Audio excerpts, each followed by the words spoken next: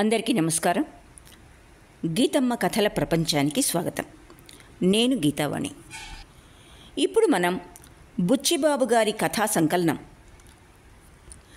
నిరంతర త్రయం నుండి 6వది చిట్ట చివరిది అయిన నిరంతర త్రయం అన్న కథను ఇప్పుడు ఆస్వాదిద్దాం. ఈ కథ మీకు నచ్చినట్లయితే లైక్ చేయండి, షేర్ చేయండి మరియు సబ్స్క్రైబ్ చేసుకోండి. ఈ కథా సంకలనంపై మీ అభిప్రాయాలను తప్పకుండా తెలుపండి.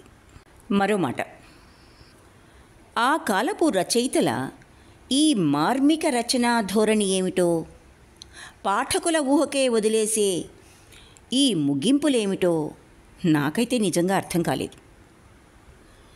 కోలుకుంటున్న కరుణాకరానికి మరణం ఎలా సంభవించింది అన్నది అర్థమే కాలేదు. ఫ్రెండ్స్, మీకేదైనా స్ఫురిస్తే, అర్థమైతే అందరితో పంచుకోండి ప్లీజ్. అయితే స్త్రీ పురుషుల మధ్య ఈ ఆకర్షణల, భావోద్వేగాల గందరగోళం బుచ్చిబాబు గారి కంటే మరి ఎవ్వరూ అంత నిజాయితీగా వ్యక్తీకరించలేరు అని మాత్రం నాకు అనిపించింది ఈ కథా సంకలనం పూర్తి చేసేటప్పటికి. మరైతే ఇప్పుడు కథలోకి. నిరంతర త్రయం ప్రారంభం. ప్రపంచంలో నేటి అరిష్టాలకి కారణం తెలివిహీనులు నిస్సంకోచంగా ప్రవర్తించడం, తెలివిగలవారు శంకలతో సందేహాలతో బాధపడి అసహాయులవడం అన్నాడు ఒక మేధావి. సంవత్సరాది సంచిక కథ వ్రాద్దామని బుర్ర గాలించడం మొదలెట్టేసరికి అన్నీ శంకలే, సందేహాలే.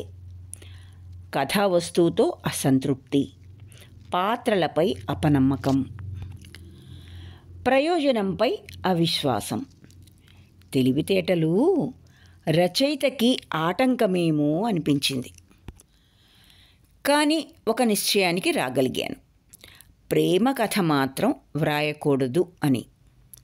రాజకీయ చైతన్యం ప్రబలిపోయిన ఈ రోజుల్లో ప్రేమ కథల ప్రచారం తగ్గింది.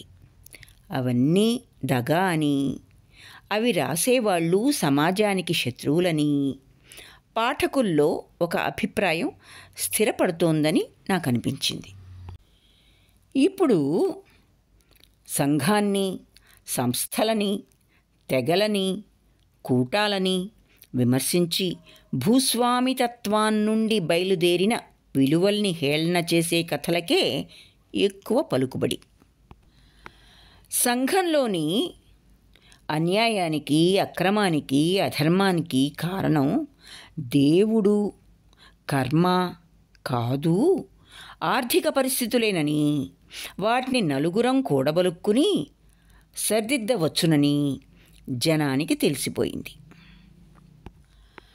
పాత్రలు తరగతులకు చెందేవారవ్వాలి గాని వ్యక్తిత్వం, ప్రత్యేకత కలవాడు కాకూడదు. ధనికులపై ద్వేషం, బీదలపై సానుభూతి పురికొల్పాలి. మిల్లు యజమానిని నిర్మూలించడం ఈనాటి సాహిత్యంలో ఫ్యాషన్. ఇదంతా తప్పు.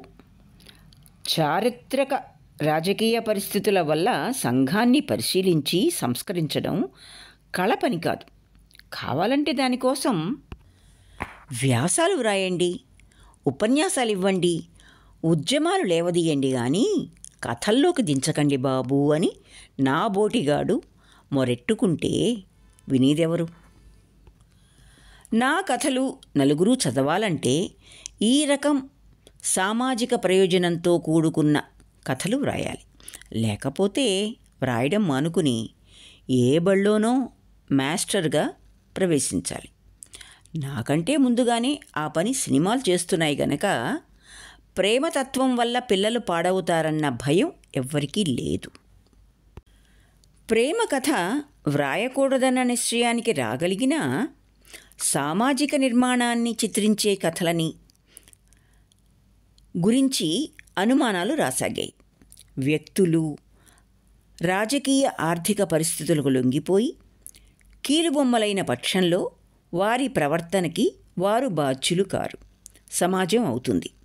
అట్లాంటప్పుడు మంచి చెడ్డలకి, నైతిక విలువలకి స్థానమే ఉండదు. బాహ్య ప్రపంచంలో శక్తులకు లొంగిపోకుండా వాతావరణానికి అతీతం కాగలిగినప్పుడే వ్యక్తిగతమైన నీతి ప్రస్తావనకి తావుంది. ఇట్లా అనుకోవడం కూడా భూస్వామితత్వపు నాగరికత లక్షణమేనంటే నేనేం చేసేది? ఈ రకం ఆలోచనల్లో పడి కొట్టుకుంటూ ఉండగా తక్షణం బయలుదేరి రమ్మని కరుణాకరం దగ్గర నుంచి టెలిగ్రామ్ వచ్చింది. నన్నెందుకు రమ్మన్నాడో చటుక్కున స్ఫురించకపోయినా నాకు అర్థమైనట్లు అనిపించింది. నన్ను రమ్మన్న కారణం ఏమిటో సరిగ్గా నిర్ణయించి చెప్పగలిగితే ప్రేమ కథా సాహిత్యానికి, సామాజిక కథా సాహిత్యానికి గల తారతమ్యానికి నే కట్టిన విలువల ఔచిత్యం పాఠకులే పోల్చుకుంటున్నారన్న ఆశతో ఈ రచన సాగిస్తున్నా. కొత్త రకం కథా సాహిత్యాన్ని ఉపాసించేవారు కరుణాకరాన్ని నాయకుడిగా అంగీకరించవచ్చు. మిగతా విషయాల మాట అటుంచి అతడు చాలా బీదవాడు. బీదతనానికి సంబంధించిన అణకువ, నమ్రత, భయం, సిగ్గు మొదలైనవి అతనిలో ఉన్నాయి. 10 సంవత్సరాల నాటి మాట. అతను నేను కాలేజీలో చదువుకున్నాం. హాస్టల్లో మా పక్క గదిలో ఉండేవాడు. హాస్టల్ ఖర్చంతా ఏదో 4 స్నేహితులం భరించేవాళ్ళం. ఎక్కువ భారం కామేశం మీద పడేది. కామేశం పెద్ద స్థితిపరుడు, సరదా కోసం చదువుకునే కులాసా పురుషుడు, మంచి టెన్నిస్ ఆటగాడు. టెన్నిస్ కోసం కాలేజీ చదువనేవాడు. భాగ్యానికి టెన్నిస్ ఆటకి ఏదో సంబంధం ఉన్నట్లు అనిపిస్తుంది. కరుణాకరం దుస్తులు, సినిమాలు, నాటకాలు, టిఫిను అన్నీ కామేశమే ఆదుకునేవాడు. కృతజ్ఞతని వ్యక్తం చేసే భయభక్తులు కనబర్చినా కరుణాకరం కామేశాన్ని స్తోత్రం చేయడం కానీ, అతను అన్నదానికల్లా తందాన తాన అనడం మొదలైన మానసిక బానిసత్వాన్ని సూచించే లక్షణాలని ప్రదర్శించేవాడు కానట్లే నాకు గుర్తు. కరుణాకరం క్లాస్ పరీక్షల్లో ఫస్ట్ మార్కులు తెచ్చుకునేవాడు. బీదవాళ్ళు క్లాస్లో ఫస్ట్గా మరి. అసలు ఆ కారణం వల్లనే అతన్ని మేము తొందరగా మర్చిపోయామేమో అనిపిస్తుంది. నేను ఆ సంవత్సరం ఫెయిల్ అయ్యాను. వాళ్ళిద్దరూ పాస్ అయి పై చదువులకి పట్నం వెళ్ళారు. మా మార్గాలు విడిపోయాయి. 7-8 సంవత్సరాల వరకు మేం మళ్ళీ కలుసుకోవటం పడలేదు. మన దేశం పెద్ద విస్తీర్ణం కలిగి ఉండడం వల్ల కలిగే అనర్థాలలో స్నేహితులు కలుసుకోలేకపోవడం ఒకటి. చదువుకునే రోజుల్లో స్నేహాలు శాశ్వతమని, ఎప్పుడూ అంతా కలిసి ఒక్కచోటనే ఉంటామని అనుకుంటూ సెలవుల్లో ఉత్తరాల కోసం 20 పేజీల ఎక్సర్సైజ్ పుస్తకాలని ఖర్చు పెడుతూ ఉండేవాళ్ళం. తరువాత స్నేహితుల కలయిక మరో లోకంలోనేమో అనిపించేటట్లుగా పరిణమించింది. అంతేకాదు, వాళ్ళంతా ఏమయ్యారో, వాళ్ళ జీవితాలు ఏ విధంగా పరిణమించినవో ఊహించేటందుకు కూడా వ్యవధి ఉండేది కాదు. ఏమిటో జీవితంలో ప్రధానమైన సమస్యలన్నీ ఒక్కసారిగా యవ్వనాన్ని ఎదుర్కొంటాయి.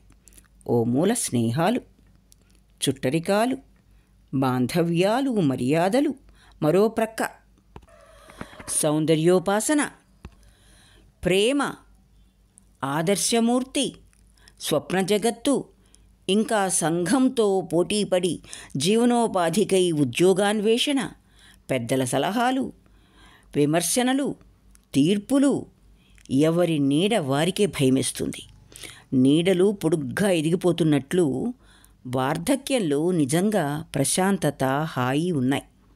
ముఖ్యంగా కొందరు వ్యక్తుల జీవితానుభవ నిర్మాణం మనం ఊహించినట్లుగా సాగింది లేనిది పర్యవసానం తెలుసుకునే అవకాశం వార్ధక్యానికి ఉంది.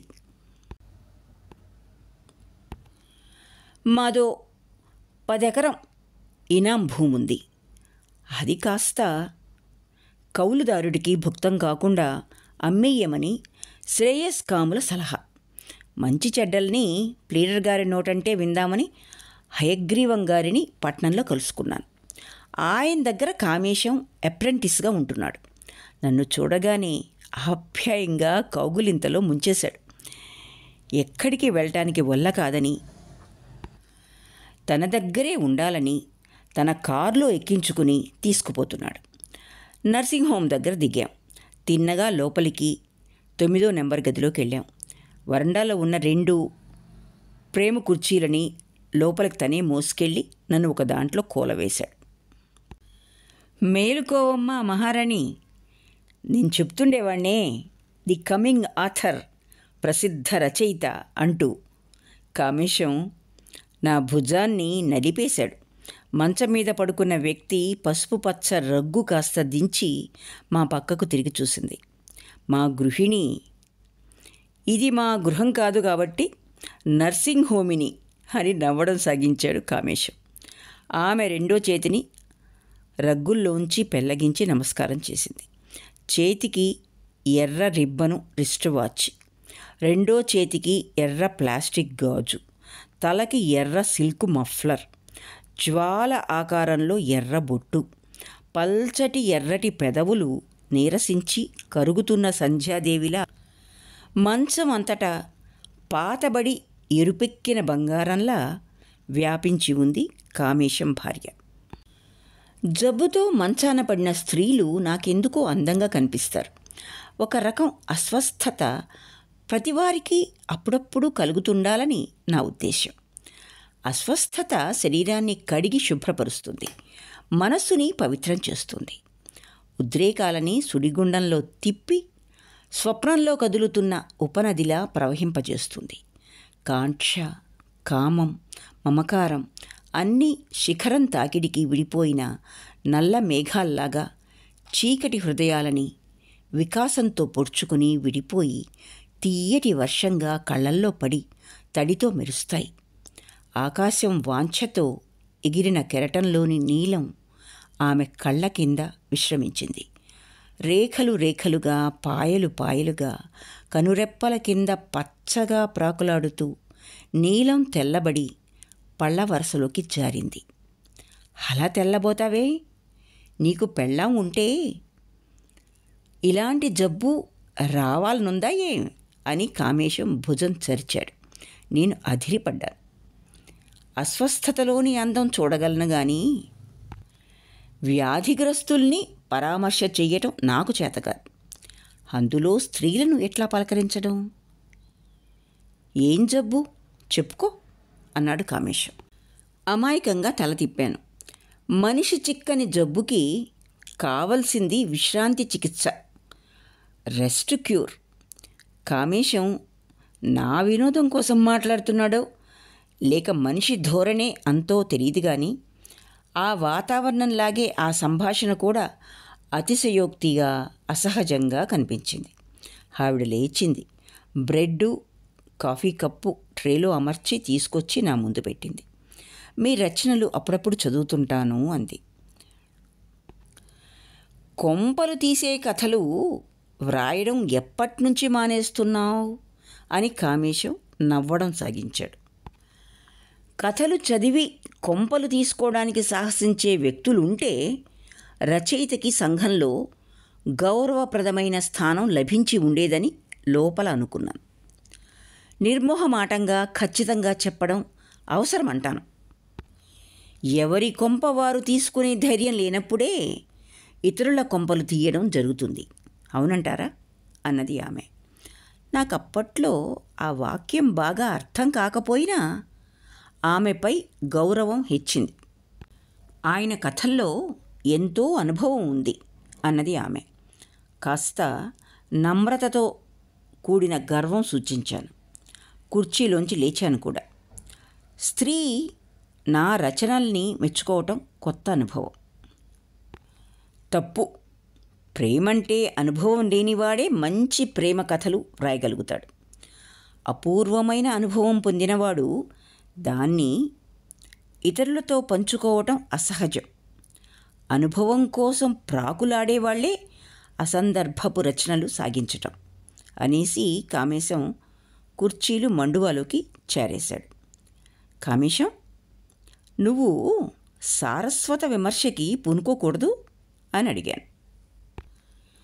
జీవిత విమర్శకి తట్టుకున్న తర్వాత సారస్వత విమర్శ అన్నాడు పైప్లోకి పొగాకు అమర్చే తతంగం జరుపుతూ. సుగుణ, నువ్వు ఇలా వచ్చి కూర్చో అని కేకేశాడు. సుగుణని చూసిన తర్వాత కామేశాన్ని మరింత దగ్గరగా పరిశీలించాలని అనిపించింది. అందమైన స్త్రీ భర్తకి పెళ్ళాం తాలూకు అందం కాస్తంత పట్టుకుంటుంది అన్నట్లు.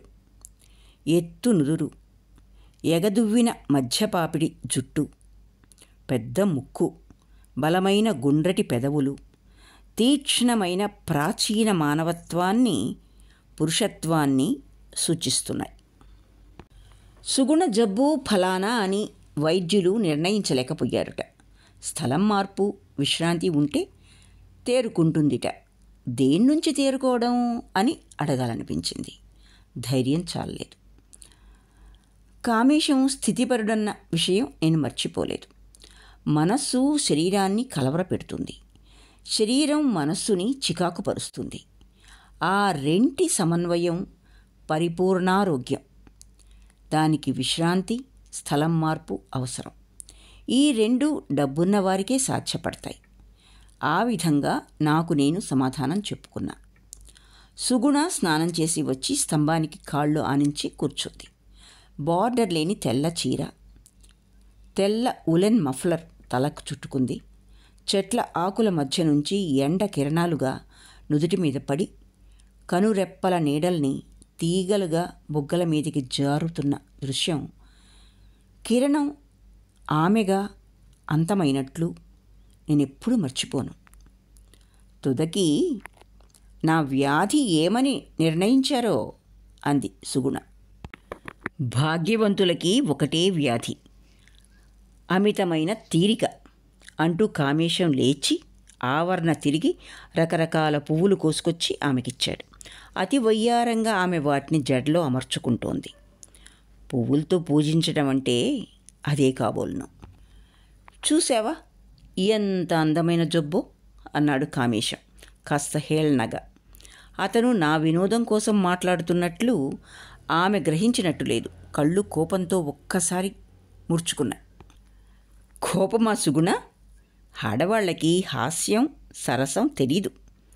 లోపలికి వెళ్ళి పడుకో, ఇక్కడ ఎండ అని ఆమె చెయ్యి ఆప్యాయంగా చరిచి లేవదీసి గదిలోకి నడిచి వెళ్ళాడు.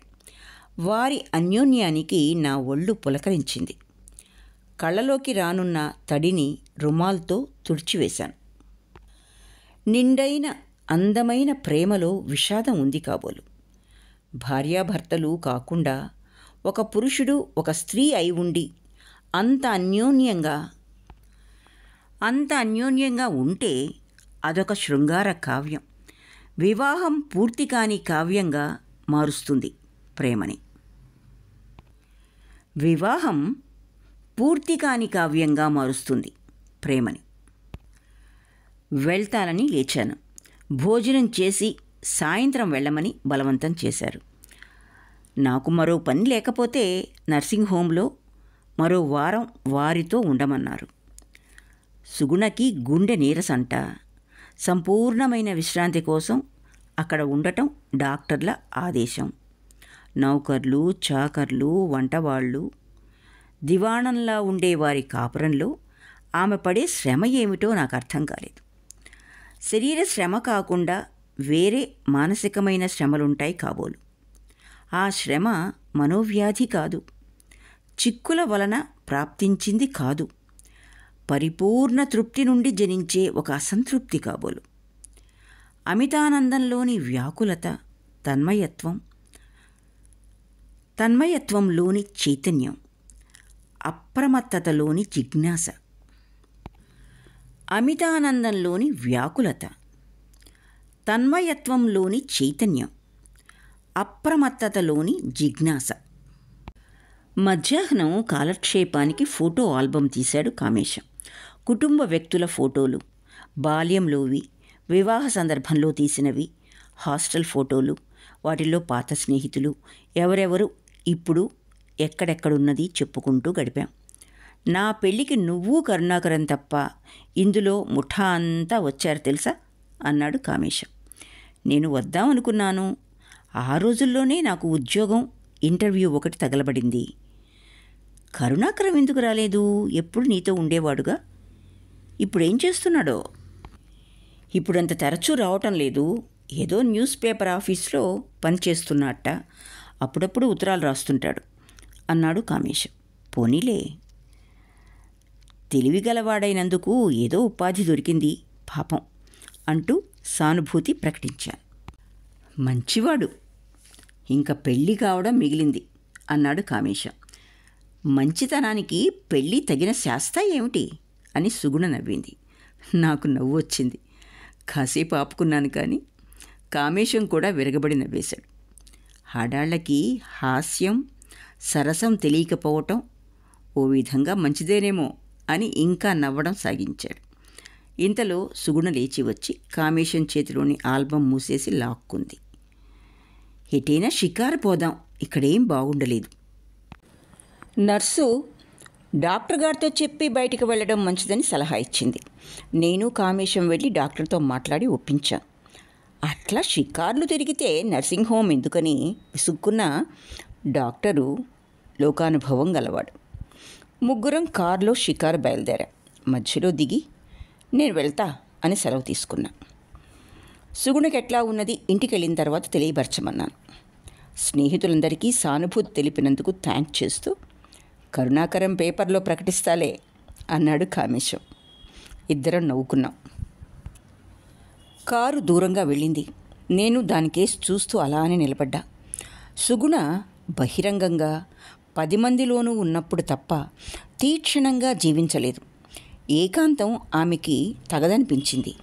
ఆమె తేరుకునేటందుకు ఉండవలసింది నర్సింగ్ హోంలో కాదు, రైల్వే స్టేషన్ ప్లాట్ఫామ్ పైన. ఇంతకీ నేను చెప్పదలుచుకున్నది కరుణాకరం గురించి. ఇంతగా కామేశం గురించి వ్రాయడానికి 2 కారణాలున్నాయి. కొన్ని సంవత్సరాలు గడిచిన తర్వాత స్నేహితులు కలుసుకున్నప్పుడు వారి మనస్తత్వాల స్వరూపం విశదం చేసుకుందామన్నది మొదటిది. రెండోది, కామేశాన్ని సుగుణని కలుసుకొని ఉండకపోతే కరుణాకరం ఆంతరంగిక విషయాలలో నాకు పరిచయం, కొంతవరకు జోక్యం లభించకపోయేది అన్నది. నర్సింగ్ హోమ్ ఘట్టం జరిగిన 1 ఏడాది తర్వాత అనుకుంటా, పట్నంలో మందుల షాపులో కరుణాకరాన్ని కలుసుకున్నా. కంఠం మండుతుంటే థ్రోట్ పిల్స్ కోసం షాపులోకి వెళ్ళాను. కరుణాకరం నన్ను వెంటనే గుర్తుపట్టాడు. 2 క్షణాల తర్వాత కానీ ప్రతి మందహాసం చేయలేకపోయాను. ఎన్నాళ్ళకంటూ నా 2 చేతులు తన చేతుల్లోకి తీసుకుని సంతోషం వెలిబుచ్చాడు. మనిషి బాగా ఎత్తరిగా కనిపించాడు. చదువుకునే రోజుల్లో మాదిరిగా అంత సన్నంగా లేడు. జుట్టు నుదుటి మీద మూలల్ని కాస్త పైకి జరిగింది. మధ్య పాపిడి తీసి వెనక్కి దువ్విన కాడల్లాగా వెంట్రుకలు ముందుకు ఒత్తుగా పడుతున్నాయి. చదరంగా బలంగా కనబడింది మొహం. ఎడం బొగ్గ కిందుగా మచ్చ. క్షవరం చేసుకోకపోవడం మూలాన కాబోలు స్ఫుటంగా కనబడటం లేదు. నవ్వులో కొత్తదనం, అమాయకత్వంలోని స్వచ్ఛమైన సంతోషం ఉన్న కళ్ళల్లో కలత కనిపించింది. మందులన్నీ సంచిలో పెట్టుకున్నాడు. ఎవరు మందిస్తున్నారు? రోగివి నువ్వే రావాల్సి వచ్చిందా మందుకి అని అడిగాను. కరుణాకరం నవ్వేశాడు. నాకేం జబ్బు, నాకు కాదు, చెప్తారా? కారులో మాట్లాడుకుందాం. థ్రోట్ పిల్స్ తీసుకున్నాను. అతనికి ఒకటిచ్చి నేను ఒకటి చప్పరిస్తూ బయట సిద్ధంగా ఉన్న కారులో ఎక్కాం. కరుణాకరం డ్రైవ్ చేస్తున్నాడు. ఇతనికి కారు ఎక్కడిదా అనుకుంటున్నా. ఆ కార్ని ఇదివరకెన్నడో చూసిన జ్ఞాపకం. నా మనసులో భావాల్ని తెలుసుకున్న వాడి మాదిరి అతనే అన్నాడు. నా కారు ఎక్కడిదనుకుంటున్నావు? అవునా, ఇది కామేశంది. అతనికి జబ్బు చేసింది, నీరసించిపోయాడు. ఎక్స్రే డయాగ్నోసిస్ టీబీ అని తేల్చింది. 3 నెలల నుంచి శానిటోరియంలో ఉంటున్నాడు. నేనొచ్చి 1 రోజులైంది. అతనికి ఏమీ ప్రొద్దుపోక దిగులుగా ఉంటోందని, నన్నొచ్చి ఆదుకోవలసిందని వ్రాశాడు. నిజంగా అతని అవసరానికి నేనుండకపోవడం అన్యాయంగా తోచింది. కారు నిలిపి ఇప్పుడే వస్తానుండమని షాప్లోకి వెళ్ళాడు.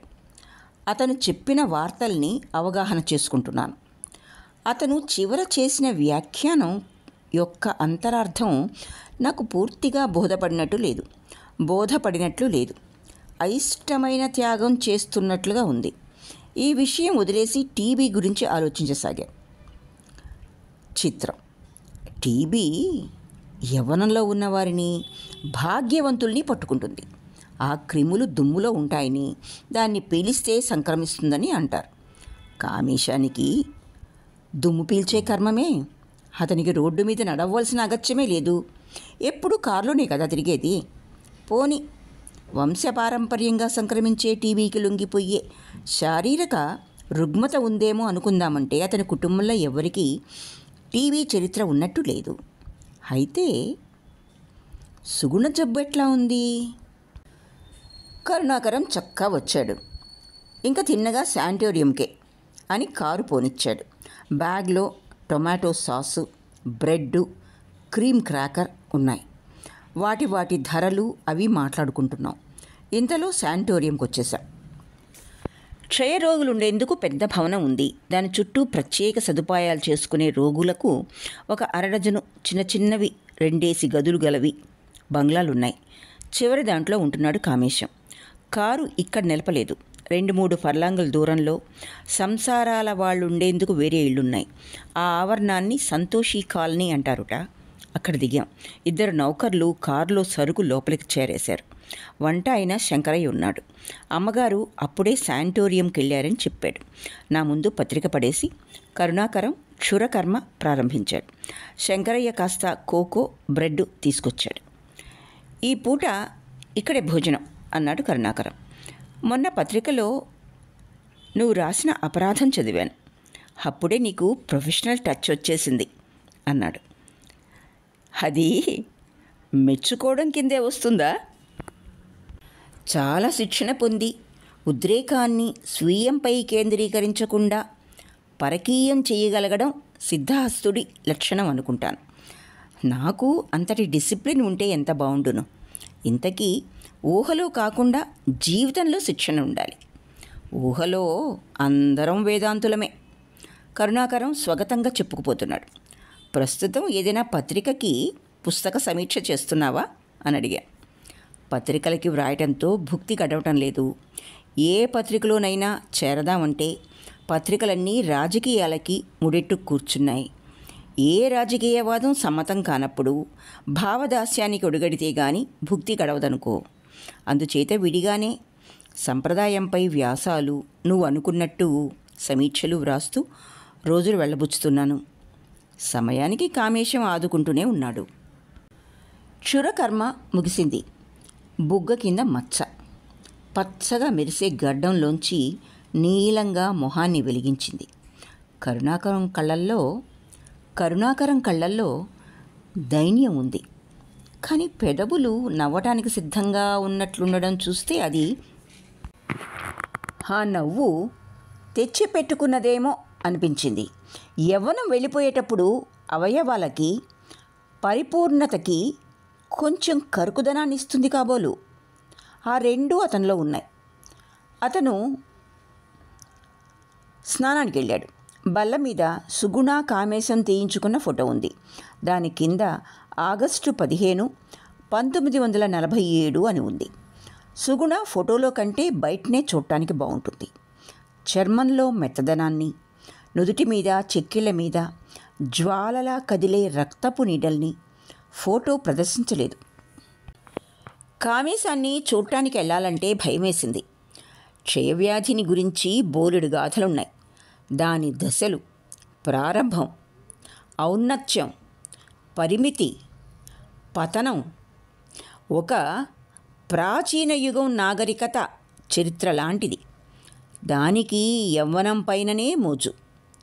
దానికి శారీరక అనుభవం, కామం, ఆకలి, శృంగారం, వినోదం, సంతోషం, సంపద కావాలి. ప్రేమలా అది గుడ్డిది.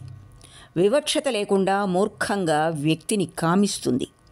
ప్రేమలాగే ప్రాణాన్ని త్యాగంగా కోరుతుంది. అనుభవంతో తీక్ష్ణత తగ్గి తీక్ష్ణత తగ్గినట్లు ఉండిపోతుంది. పోయినట్టు పోయి వచ్చి ఉంటుంది. మనిషిలో రహస్య మందిరాలని కూకటి వేళ్లతో జీవం ఆదిలో వేసిన పునాదుల్ని సహితం పెళ్లగించి ప్రతి అణువును తరచి చూసి ఆవరించి జీర్ణించుకుని పీడించి చంపేస్తుంది. దానిష్టం.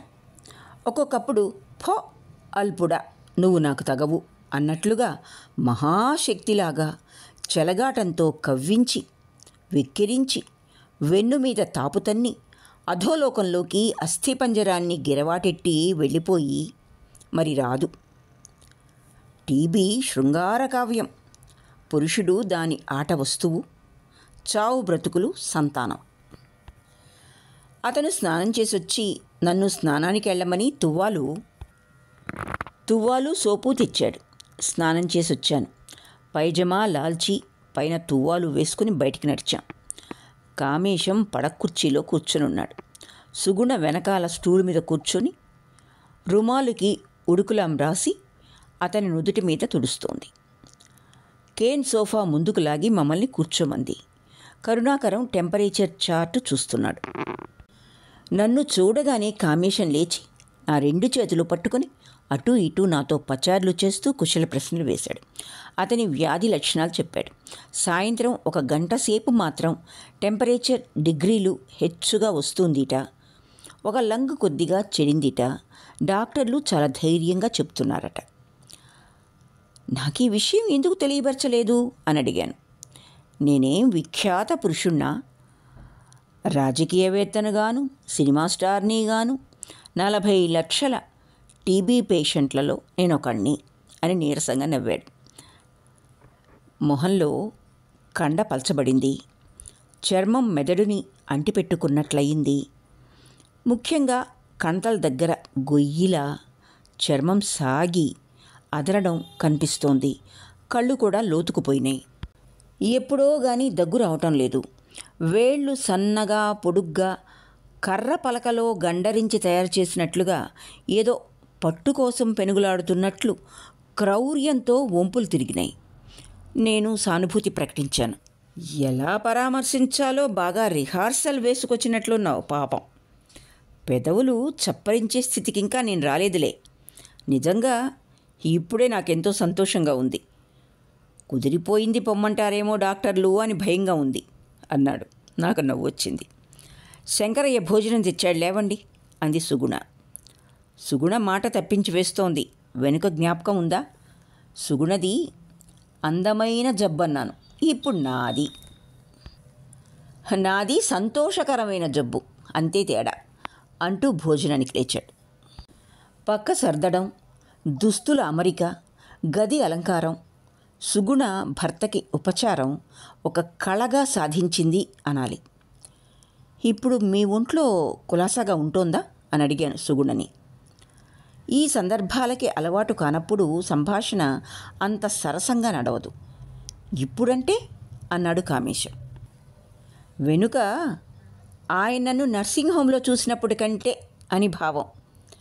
నేను ఎట్లా కనిపిస్తున్నాను అన్నది సుగుణ. ఈసారి కూడా ఏమనాలో తెలియక అర్థం లేకుండా నవ్వేశాను. అది మరీ ప్రమాదించింది. నన్ను రాత్రి పగలు కనిపెట్టుకుని నాకు చాకిరీ చేయడం వల్ల చిక్కిపోయిందనుకుంటున్నావా? లేదు లేదు, అయిష్టంగా చేసిన చాకరీ వల్ల చిక్కిపోవచ్చు. ఆప్యాయతతో చేసిన పని ఆరోగ్యాన్ని పెంపొందిస్తుంది అన్నాను. అయితే ఇప్పుడు నేను లావెక్కానంటారా ఏమిటి అని సుగుణ నవ్వింది. రోగిని కనిపెట్టుకున్న వాళ్ళు కూడా నీరసంగా బలహీనంగా కనబడటం సహజం.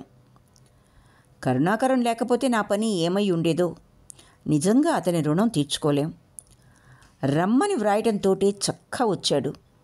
సుగుణకి ధైర్యం చెబుతూ రాత్రి పగలు నన్ను కనిపెట్టుకొని తిరుగుతూ అతను చేస్తున్న సేవ అపారం. నాకు తగ్గి ఇక్కడి నుండి విడుదల కాగానే 1 నెలపాటు ఏ ఊటీయో పోయి అతనికి రెస్ట్ ఇవ్వాలి అన్నాడు కామేశం. ఇంతలోకే కరుణాకరం డాక్టర్తో మాట్లాడి వచ్చాడు. సుగుణతో ఇంజెక్షన్ విషయం ఏదో మాట్లాడాడు. మేం వెళ్ళి భోజనం చేసి కాసేపు విశ్రమించి మళ్ళీ సాయంత్రానికి రావటానికి స్థిరపరచుకొని ముగ్గురం బయలుదేరాం. నడుస్తూ ఉన్నప్పుడు సుగుణ ఎంత అందమైనదో నేను గుర్తించగలిగాను. వయ్యారంగా ఉండడమే కాదు, కొంత టీవీ పాయిస్ కూడా ఉన్నాయి. మిలిటరీ ఉద్యోగుల్లో తప్ప మగాళ్లలో పాయిస్ నేను చూడలేదు. ఆ రకం నిబ్బరం, హుందాతనం, ధీమా, వ్యక్తిత్వం, వీటి సమ్మేళనం వల్ల పక్వానికొచ్చిన శరీర లావణ్యం సుగుణది. భోజనాలు అయిన తర్వాత నా కాలక్షేపానికి కామేశం జబ్బు వివరాలు వాళ్ళిద్దరూ చెప్పారు. అక్కడ ఇతర రోగులు, వారి మనస్తత్వాలు, డాక్టర్ల అభిప్రాయ భేదాలు, నర్సుల ఈర్ష్యలు, ప్రాణం కోసం సంఘం పెనుగులాడుతున్న గాథ, అదంతా ఎవరు నెగ్గుతారో ఎవరు ఓడిపోతారో నిర్ణయించలేరు. మేము రాత్రుళ్ళు అక్కడ పడుకోవడానికి డాక్టర్ల అభ్యంతరం లేదు, కానీ కామేశం వీల్లేదంటాడు. దూరంగా ఉండి తగు జాగ్రత్త తీసుకోకపోతే టీబీ మాకు కూడా సంక్రమిస్తుందట. అది జరిగితే అతన్ని చూసేవాళ్ళెవరూ ఉండరుట. ఇట్లా మాట్లాడతాడు కామేశం. ఏమిటి చేయడం అన్నాడు కరుణాకరం. అతను చెప్పింది నాకు సబబుగానే ఉంది అన్నాను. ఎన్నెన్నో సంసారాలు అజాగ్రత్త వల్ల టీబీకి గురవటం జనం చెప్పుకుంటూ ఉంటారు. కావలసిన వాళ్ళు అదుర్దపడి దగ్గర ఉండగోరటం సహజం. ఇది నిజంగా పెద్ద సమస్యే. పరిష్కారం వ్యక్తుల సంస్కారంపై ఉంది, కానీ రూల్సు, రెగ్యులేషన్సు, ప్రభుత్వ నిర్ణయం ఇవేవీ లాభం లేదు. నెల రోజులు ఓపిక పడితే కామేశాన్ని హాస్పిటల్ నుంచి విడుదల చేస్తారు. చాలా ఎర్లీ స్టేజ్లో వ్యాధి దొరికిపోయింది. అదొక సుగుణం అంటున్నాడు కరుణాకరం. నాకు నిద్ర పట్టేసింది. సాయంత్రం టీ తాగిన తర్వాత అందరం స్నానాలు చేసి శానిటోరియం కేసి బయలుదేరాం. కామేశం వ్యాధి పూర్తిగా కుదిరిపోయిన తర్వాత అతను ఏమేం చేయదలుచుకున్నాడో చెప్పడం సాగించాడు. ఆ ప్రస్తావన అతనికెంతో సంతోషాన్ని ఇస్తున్నట్లు అనిపించింది. టానిక్సు, ఫ్రూట్సు, ఏమేం తింటాడో, ఎంత వెయిట్ పెరుగుతుందో, ఏ ఏ ఊళ్ళల్లో ఎన్నెన్ని రోజులుంటాడో ఒక ప్రణాళిక తయారు చేశాడు. శంకరయ్యకి బట్టలు, గడియారం కొనిస్తానన్నాడు. కరుణాకరంకి ఎన్సైక్లోపీడియా బ్రిటానికా బహుమానం చేస్తానన్నాడు. బాంబే వెళ్ళి సుగుణకి పెరల్ నెక్లెస్ కొనాలన్నాడు. కాగితంపై ఈ ఊళ్ళ మార్గాలు పటంగా గీసి చూపించాడు. ఖర్చుల జాబితా తయారు చేశాడు. మరి నీకేమివ్వను? నాకెందుకు ఇవ్వడం, నేనేం చేశాను అన్నాను. నన్ను చూడటానికి వచ్చావు, పాపం చిరకాల స్నేహితుడివి, సంతోషాన్ని వెలిబుచ్చుతూ నీకు ఇవ్వాలి, ఏం కావాలి చెప్పు అని అడిగాడు. అతని ఆప్యాయత, ఆపేక్ష, ఆదరణ నన్ను కరిగించింది. అతన్ని కౌగలించుకొని భుజంపై తల ఆనించి ఏడవాలనిపించింది. డబ్బులో అంత మహత్తుంది. చెప్పు అని రెట్టించాడు కామేశం.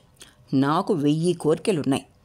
ఏమీ తోచనప్పుడు నా దగ్గర కావలసినంత డబ్బుంటే ఏమేం కొందునో ఊహించుకుంటూ గంటలు గంటలు కాలం గడపగలను, కానీ ఆ సమయంలో ఫలానా వస్తువు కావాలని నిర్ధారణ చేయలేకపోయాను. రోలెక్స్ రిస్ట్ వాచ్ని ఈ మధ్య చాలా అడ్వర్టైజ్ చేస్తున్నారు, కానీ వంటాయన శంకరయ్య కూడా గడియారం ఇస్తున్నాడు అనగానే దాని మీద మోజు తగ్గింది. పుస్తకాలు ఎన్నని అడగను, ఏవని అడగను. ఎన్సైక్లోపీడియా కరుణాకరం తీసుకుంటున్నాడు. కలం ఉండనే ఉంది. బంగళా కట్టించి ఇమ్మని అడగనా? అంత ఖరీదైన బహుమానం అడగటం భావ్యమా? మరి ఎంత ధనికుణ్ణైనా. మోటార్ కారు కూడా ఖరీదైన బహుమానమే. బోన్ చైనా స్పెయిన్లో తయారైంది. బోన్ చైనా టీ సెట్ అడుగుదామన్న నిశ్చయానికి రాబోతున్నా. ఆ సమయంలో అలమార్లోంచి తీస్తుండగా సుగుణ చేతుల్లోంచి పోర్సిలైన్ టీ కప్పు, ట్రే సైతం కింద పడి పగిలి సంగీతం పాడి నృత్యం చేసింది. అంత అశాశ్వతమైన వస్తువును బహుమానం కోరడం దేనికనిపించింది. బహుమానమే వద్దనుకున్నాను. నేను నీకు చేసింది ఏమీ లేదు. ఇక్కడికి వచ్చింది వేరే పని మీద. 2 రోజుల పాటు కూడా ఉండటం లేదు. రేపే వెళ్దాం అనుకుంటున్నా అన్నాను. ఈ మధ్య కరుణాకరం కూడా ఈ బెదిరింపే మొదలుపెట్టాడు అంది సుగుణ. నా విషయంలో బెదిరింపు లేదు. నాకు ఇక్కడ బాగుండక కాదు సుమా. రేపో మాపో ఎవరి వృత్తి వాళ్ళు చూసుకోవడం తప్పదుగా అన్నాను. అయితే ప్రజెంట్ తీసుకోనట్లే అన్నాడు కామేశం. రేపు వెళ్తే వెళ్దువు గాని ఏం ప్రజెంట్ ఇష్టమో చెప్పొచ్చుగా. ఏది పడితే అది ఇస్తారేమిటి అని అడిగింది సుగుణ. ఓ, అయితే వారికి భార్య కావాలట.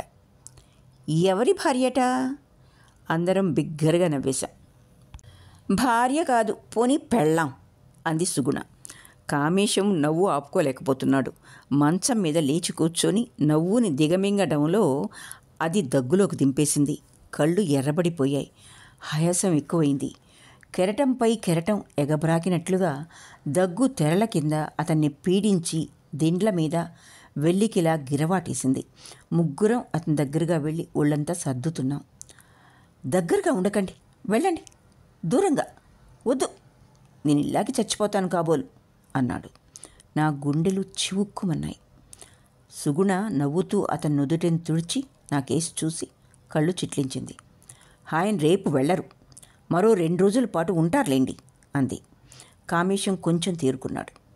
ఇలా మీది మీదికి రావద్దంటే వినదు. ఎట్లా? దానికేమన్నా వస్తే చూసేదెవరు? మనం కూడా సంస్కారం లేని వాళ్ళల్లే ప్రవర్తిస్తే ఎలా అని గొణుగుతున్నాడు. చీకటి పడుతోంది. అట్లా తిరిగొస్తామని చెప్పి నేను కరుణాకరం నడుచుకుంటూ పోయాం. 5 రోజుల చందమామ చెట్ల మీద మందహాసం చేసింది. మాట్లాడకుండా 4-5 ఫర్లాంగులు నడిచి వెళ్ళాం. చిన్న రాతి బండలు పడి ఉన్నాయి. వాటి మీద కూర్చున్నాం. నాకు సమస్య వచ్చి పడింది.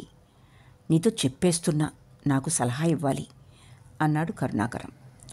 సలహా మాటల్లా ఉన్నా తప్పకుండా వింటాను అన్నాను. ఇతరుల స్వంత వ్యవహారాలు, ఆంతరంగికాలు వినటం ఇది మొదటిసారి కాదు. నాకు లోకానుభవం తక్కువ. నా బంధుకోటి అసలు లేదంటారు. కానీ తమ స్వంత గాథలు చెప్పుకున్నా వాళ్ళు అడిగేది నిజంగా సలహా కాదు, సానుభూతి. లోకజ్ఞానం ఉన్నవాళ్ళు అడ్డదిడ్డమైన ప్రశ్నలు అడుగుతారు, విమర్శిస్తారు, విలువ కడతారు, తీర్పు చెప్తారు. ఇవన్నీ సలహాల కింద వస్తాయి స్థూలంగా. నేనది చెయ్యను. ఏ ఒక్కరి పరిస్థితులు మరి ఒకరికి పూర్తిగా సంక్రమించవని, అందుచేత అవగాహన కావని, ఏ ఒక్కరూ మరి ఒకరిని విమర్శించే హక్కు కానీ అవసరం కానీ లేదని నా గట్టి నమ్మకం. ఇతరులని విమర్శించేవాళ్ళు తాము మంచివాళ్లమని, ఆ పరిస్థితుల్లో తాము అలా చేసి ఉండమని సూచించడంలో తమ ఆధిక్యాన్ని రుజువు చేసుకుంటున్నారని నా అనుమానం. ఈ సూత్రాన్ని నేను అంగీకరించలేను. కేవలం మంచివాళ్ళు, కేవలం చెడ్డవాళ్ళు ఉండటం అసహజం. ప్రతి వారిలోనూ కాస్త మంచి, కాస్త చెడ్డ కలిసి ఉంటాయి.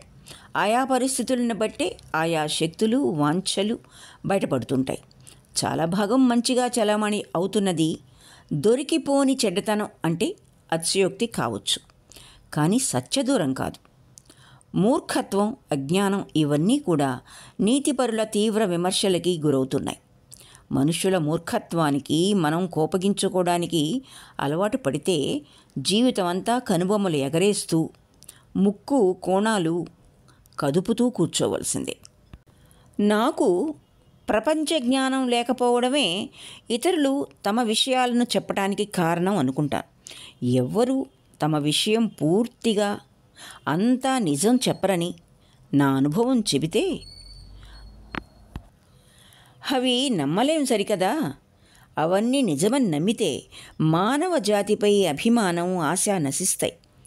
ఎక్కువ కుతూహలం కనబరచకపోవడం మంచిది.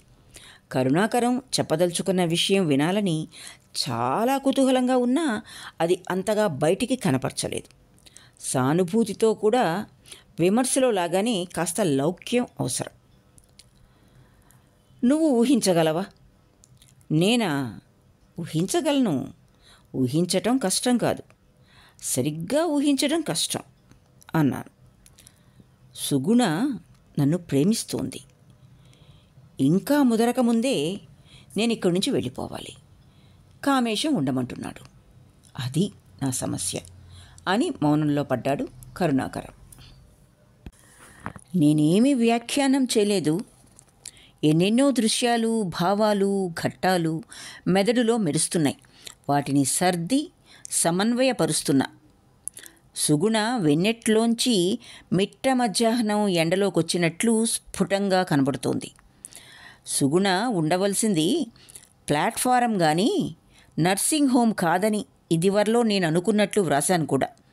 ఆమెలో ప్రచండ శక్తులు, సముద్రం లోతుల్ని కదిల్చే ఇంద్రియాల తీవ్రత, సృష్టిని వెతుకుతూ భూమి అడుగు భాగంలో కదిలిపోయే భూకంపం, పరవళ్లలాగా ఎక్కడో ఎప్పుడో ప్రజ్వరిల్లక మానవు. భూకంపం పరవళ్ళు ఎక్కడో భూమిని చీల్చుకొని బయటపడతాయి. కరుణాకరం కాళ్ల కింద భూమి చీలింది. అందులో అతను పడ్డాడా? నువ్వు ఆమెను ప్రేమించావా అని అడిగాను. అతను వెంటనే సమాధానం చెప్పలేదు.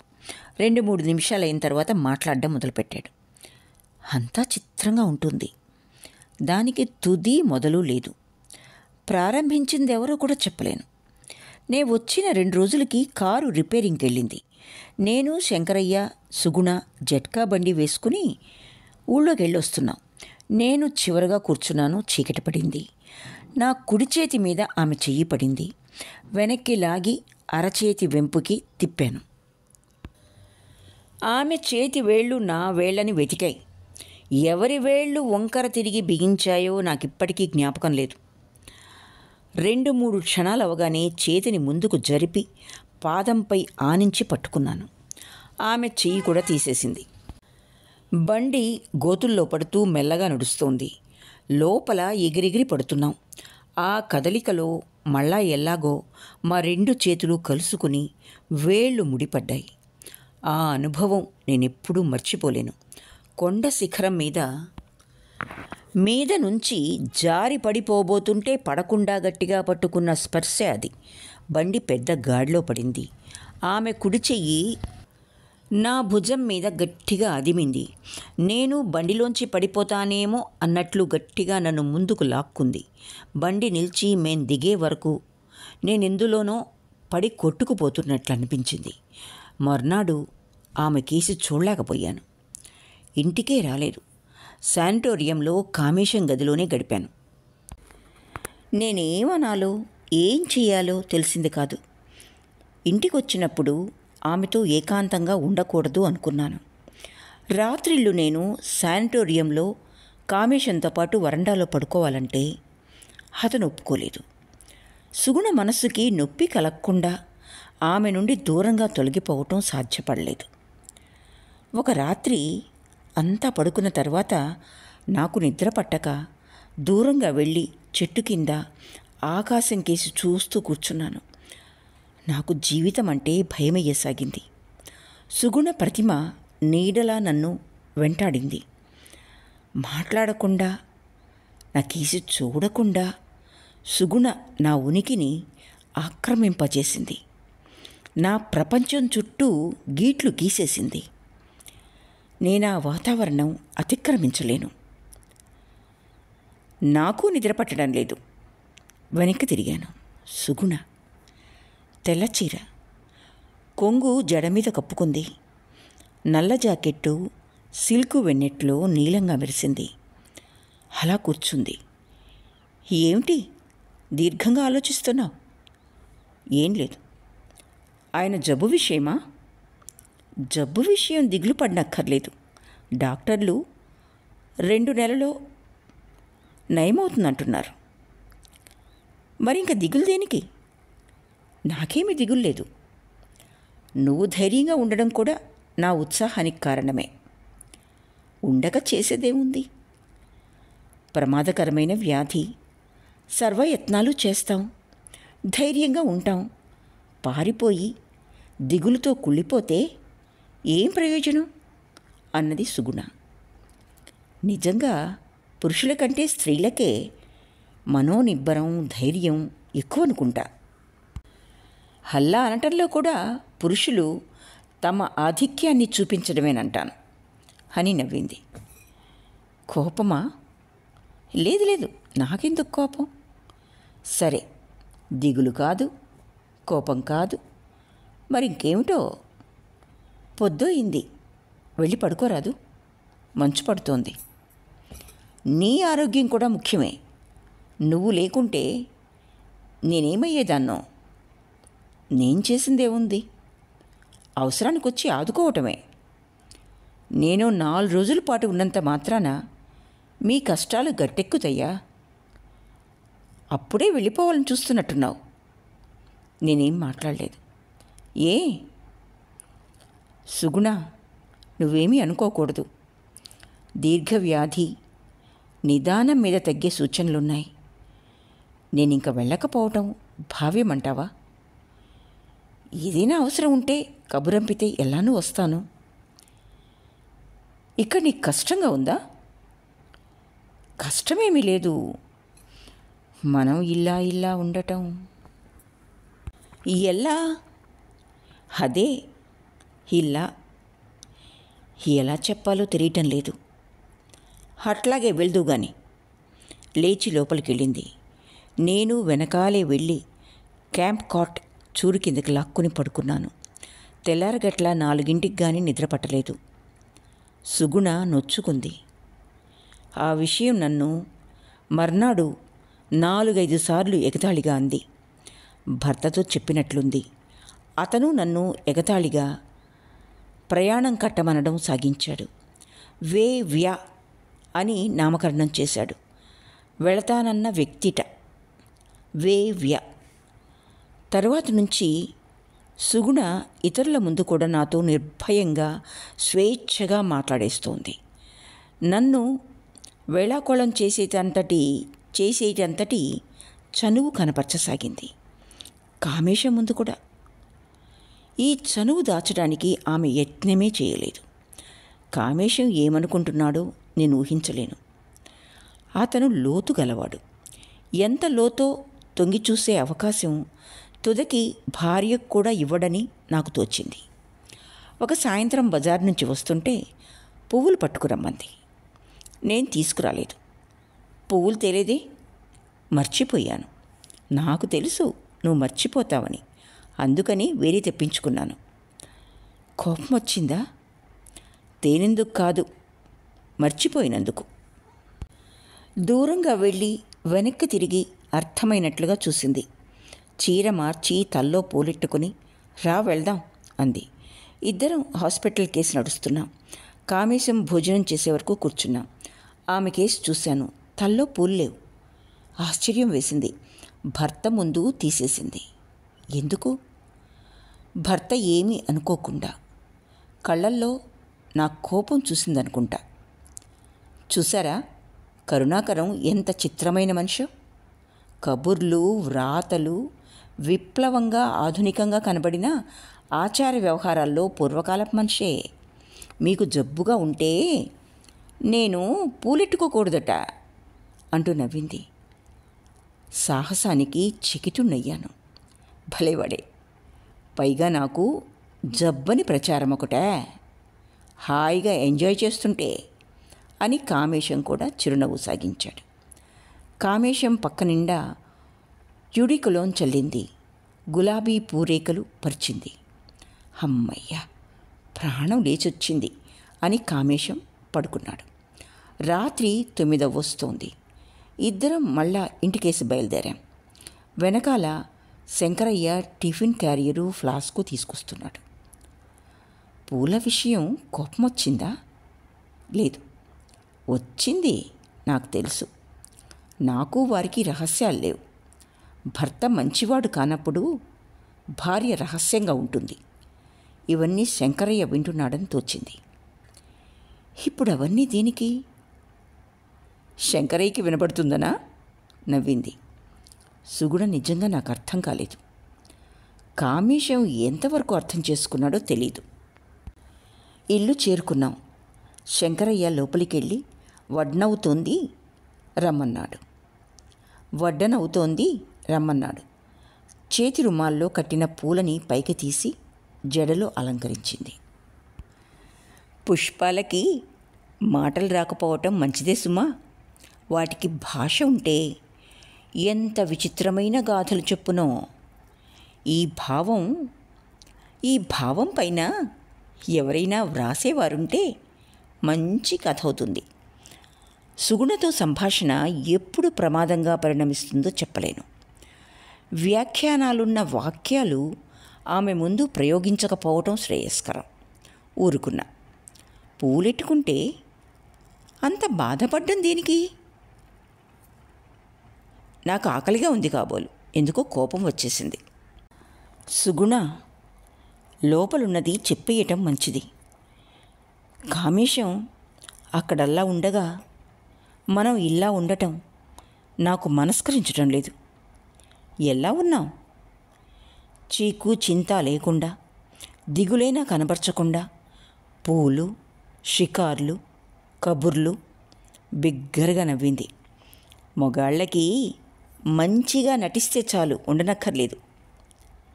నీ మంచితనమే నీ శత్రువు కరుణాకరం. మంచితనం వల్ల ఆకలి తీరదు. అన్నానికిలే. నవ్వుతూ లోపలికెళ్ళింది. అది ఆఖరి ఘట్టం. నీ సలహా చెప్పు. కరుణాకరం దీర్ఘమైన శ్వాస విడిచాడు. ఇంతకీ నా ప్రశ్నకి సమాధానం చెప్పలేదు అన్నాను. అతను ఉలిక్కిపడ్డాడు. నీ ప్రశ్న ఏమిటి? ఆమె నిన్ను ప్రేమిస్తున్నట్లు తేలింది. నువ్వు ఆమెను ప్రేమించావా? నేనెట్లా చెప్పను? ఖూనీ చేద్దామనుకోవటానికి, నిజంగా చేసేయటానికి ఎంత వ్యత్యాసముందో ప్రేమించడానికి, ప్రేమ ప్రకటించడానికి అంతుంది. నేను ప్రకటించలేదు అనుకుంటున్నాను అన్నాడు. కరుణాకరం పెద్ద సమస్యలో చిక్కుకున్నాడు. అతను చెప్పిన వాటిని బట్టి ఆమె ప్రేమిస్తున్నట్లు, అతను తప్పించుకు తిరుగుతున్నట్లు స్పష్టమవుతుంది. కానీ నేను దీన్ని పూర్తిగా విశ్వసించలేకపోతున్నాను. అనుకూల వాతావరణం, సానుకూలమైన వ్యక్తి, ఈ రెండూ ఉన్నప్పుడే స్త్రీ చొరవ ప్రకటిస్తుందనుకుంటాను. సుగుణ జీవితాన్ని ఒక కళగా అనుభవిస్తుంది. అసాధారణ పరిస్థితులు, అపూర్వ అనుభవాలు నిర్మించుకుంటే గాని ఆమె సంపూర్ణ వికాసం పొందదు. కరుణాకరం మామూలు మనిషి, సాధారణ మనస్తత్వం గలవాడని తోచింది. బీదరికం, ఆర్థికంగా ఆ దంపతుల మీద ఆధారపడి ఉండటం కరుణాకరాన్ని మరింత సామాన్యుడిగా చేశాయి. నీతిని గురించిన చింత ధనికులకే గాని బీదవారికి సాధ్యపడదని ఒక ఆధునిక అభిప్రాయం ప్రబలింది. మార్క్సిస్టు వాదం భగవద్గీతగా చూసుకునేవాళ్ళు బీదవాడు నీతిగా ఉండనక్కర్లేదనడం బదులు అలా ఉండడం అసంభవమని వాదిస్తున్నారు. బెర్నార్డ్ షా నాటకం కూడా వ్రాశాడు. ఇది నా దృష్టిలో సరియైన అభిప్రాయం కాదు. ప్రాకులాడేందుకు, తమ ఆధిక్యాన్ని ప్రకటించేందుకు ఇంకేమీ లేనందున బీదవారికి నైతిక చింతన మిగిలిందంటాను. భాగ్యవంతులు సంఘం చేసే తీర్పులకు తలొగ్గకుండా త్రోసిపుచ్చగలరు. వారు ఆచార నియమాలను అతిక్రమించగలరు. నైతిక చింతన వారికి అవసరం లేదు. కరుణాకరం పరిస్థితి ఈ విషయాన్ని రుజువు చేసిందనిపించింది. ప్రేమించినా అతను ప్రేమను ప్రకటించలేడు. పరపురుషుని భార్యని ప్రేమించడం అన్యాయమని అంగీకరిస్తున్నాడు. ఆమె భర్త వ్యాధిగ్రస్తుడైనప్పుడు ప్రేమ కలాపం సాగించడం ఘోరమన్న చైతన్యం ప్రకటిస్తున్నాడు. తన గుప్పెట్లోకొచ్చిన అపూర్వ అనుభవాన్ని నీతి పేరిట వదిలేశాడు. సుగుణ తన డబ్బుని కరుణాకరంతో పంచుకున్నదంటే మార్క్సిస్టు మిత్రులు హర్షిస్తారు. ప్రేమని పంచుకున్నదంటే హర్షిస్తారా? ఆలోచన తెమిలిందా అన్నాడు కరుణాకరం. ఆలోచనకి లొంగనివి మానసిక సమస్యలు. నేనేమీ చెప్పలేను. కామేశానికి 1-2 నెలల్లో నయమవుతుంది. అప్పుడు సుగుణ తన ప్రేమను యథాప్రకారం అతని మీద కేంద్రీకరింపజేస్తుందేమో. సుగుణది అంత చపలమైన ప్రేమంటావా? సుగుణదే కాదు, అసలు ప్రేమే అంతటిది. సూర్యరశ్మి, నీళ్లు లేనిదే ఏ మొక్క జీవించనట్లు అనుకూల వాతావరణం, వ్యక్తి ఉన్నప్పుడే అది నిలుస్తుంది అన్నాను. నీకు స్త్రీ ప్రేమపై నమ్మకం లేనట్లుంది. తప్పకుండా నమ్మకం ఉంది. కానీ ఏ ఒక్కరూ నాది అపూర్వమైన ప్రేమ అంటే మాత్రం నేను నవ్వకమానను. బకెటు బంగారంది కావచ్చు, వెండిది కావచ్చు, రాగిది కావచ్చు, ఆఖరికి ప్లాస్టిక్ది కావచ్చు, లోపలివి మామూలు నీళ్ళే అన్నాను. కరుణాకరానికి ఇది నచ్చిందో లేదో తెలియదు కానీ నవ్వేశాడు. నేను ఆ మర్నాడు అందరి దగ్గర సెలవు తీసుకుని వెళ్ళిపోయాను. 2 నెలల తర్వాత కానీ మళ్ళీ కామేశాన్ని చూడటం పడలేదు. అతనికి పూర్తిగా నయమయ్యి హాస్పిటల్ నుంచి విడుదలవుతాడనుకున్నా, కానీ అలా జరగలేదు. నే వెళ్ళినప్పుడు వ్యాధి పరిస్థితి ప్రమాదకరంగా పరిణమించిందన్నారు డాక్టర్లు. స్ట్రెప్టోమైసిన్ ఇంజెక్షన్ల కథను తట్టుకోలేకపోయాడుట. అందుచేత కొంతకాలం వాటిని నిలుపు చేశారుట. తీసుకున్న ఇంజెక్షన్లు అతని శరీరాన్ని మరింత కృంగదీశాయి. శల్యంలా అయి చూడటానికి భయంగా ఉన్నాడు కామేశం. 2-3 వారాలు ఎదిగిన గడ్డం మొహాన్ని చిన్నదిగా చేసేసింది. మంచం మీద నుంచి లేవలేకపోతున్నాడు. మాట నూతిలోంచి వచ్చినట్లు నీరసంగా ఉంది. శరీరం లోపలి భాగం కనిపించేటట్లు తోచింది. గుండెలు కొట్టుకోవటం, వికృతమైన దగ్గు అవన్నీ చూస్తే అతనొక ప్రాణిలా ఉన్నాడు కానీ మనిషిలా లేడు. సుగుణ కూడా చిక్కినట్లు కనిపించింది.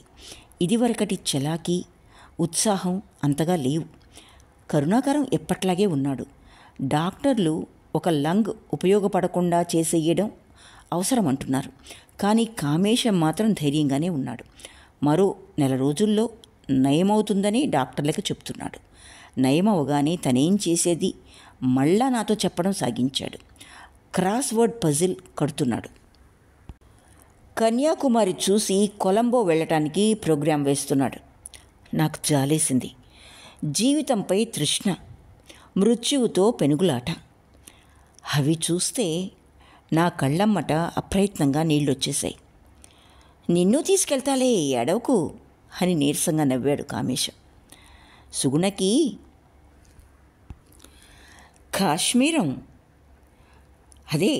కాశ్మీర్ క్యూరియోస్ క్యాటలాగ్ తెప్పించాను, వెళ్ళాలనుంది. కాశ్మీర్ స్టైల్ లేడీస్ ఓవర్కోట్ సుగుణ తొడుక్కుంటే చూడాలనుంది. ఏడిచే వాళ్ళెవరూ నా ముందు ఉండొద్దు.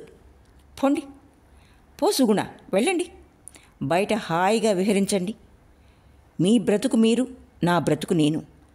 ఎవళ్ళ బ్రతుకు వాళ్ళు బ్రతకాలి. జీవితం ఎవ్వరి కోసం నిలిచిపోదు. పోండి. మొహాన్ని తలగడలో కప్పేసి ఏడ్పు సాగించాడు కామేశం. 4-5 రోజుల నుంచి పరాకు మాటలు అని సుగుణ దిగులుగా చూసింది. అతని మంచం దగ్గరికి వెళ్ళి నుదురు రాస్తోంది. అమ్మో, సెంటు! ఇంత మంచి సెంటెక్కడిది? నాకు రాయ్. ఏం మాటలవి? కళ్ళు మూసుకు పడుకోండి అని కసిరింది.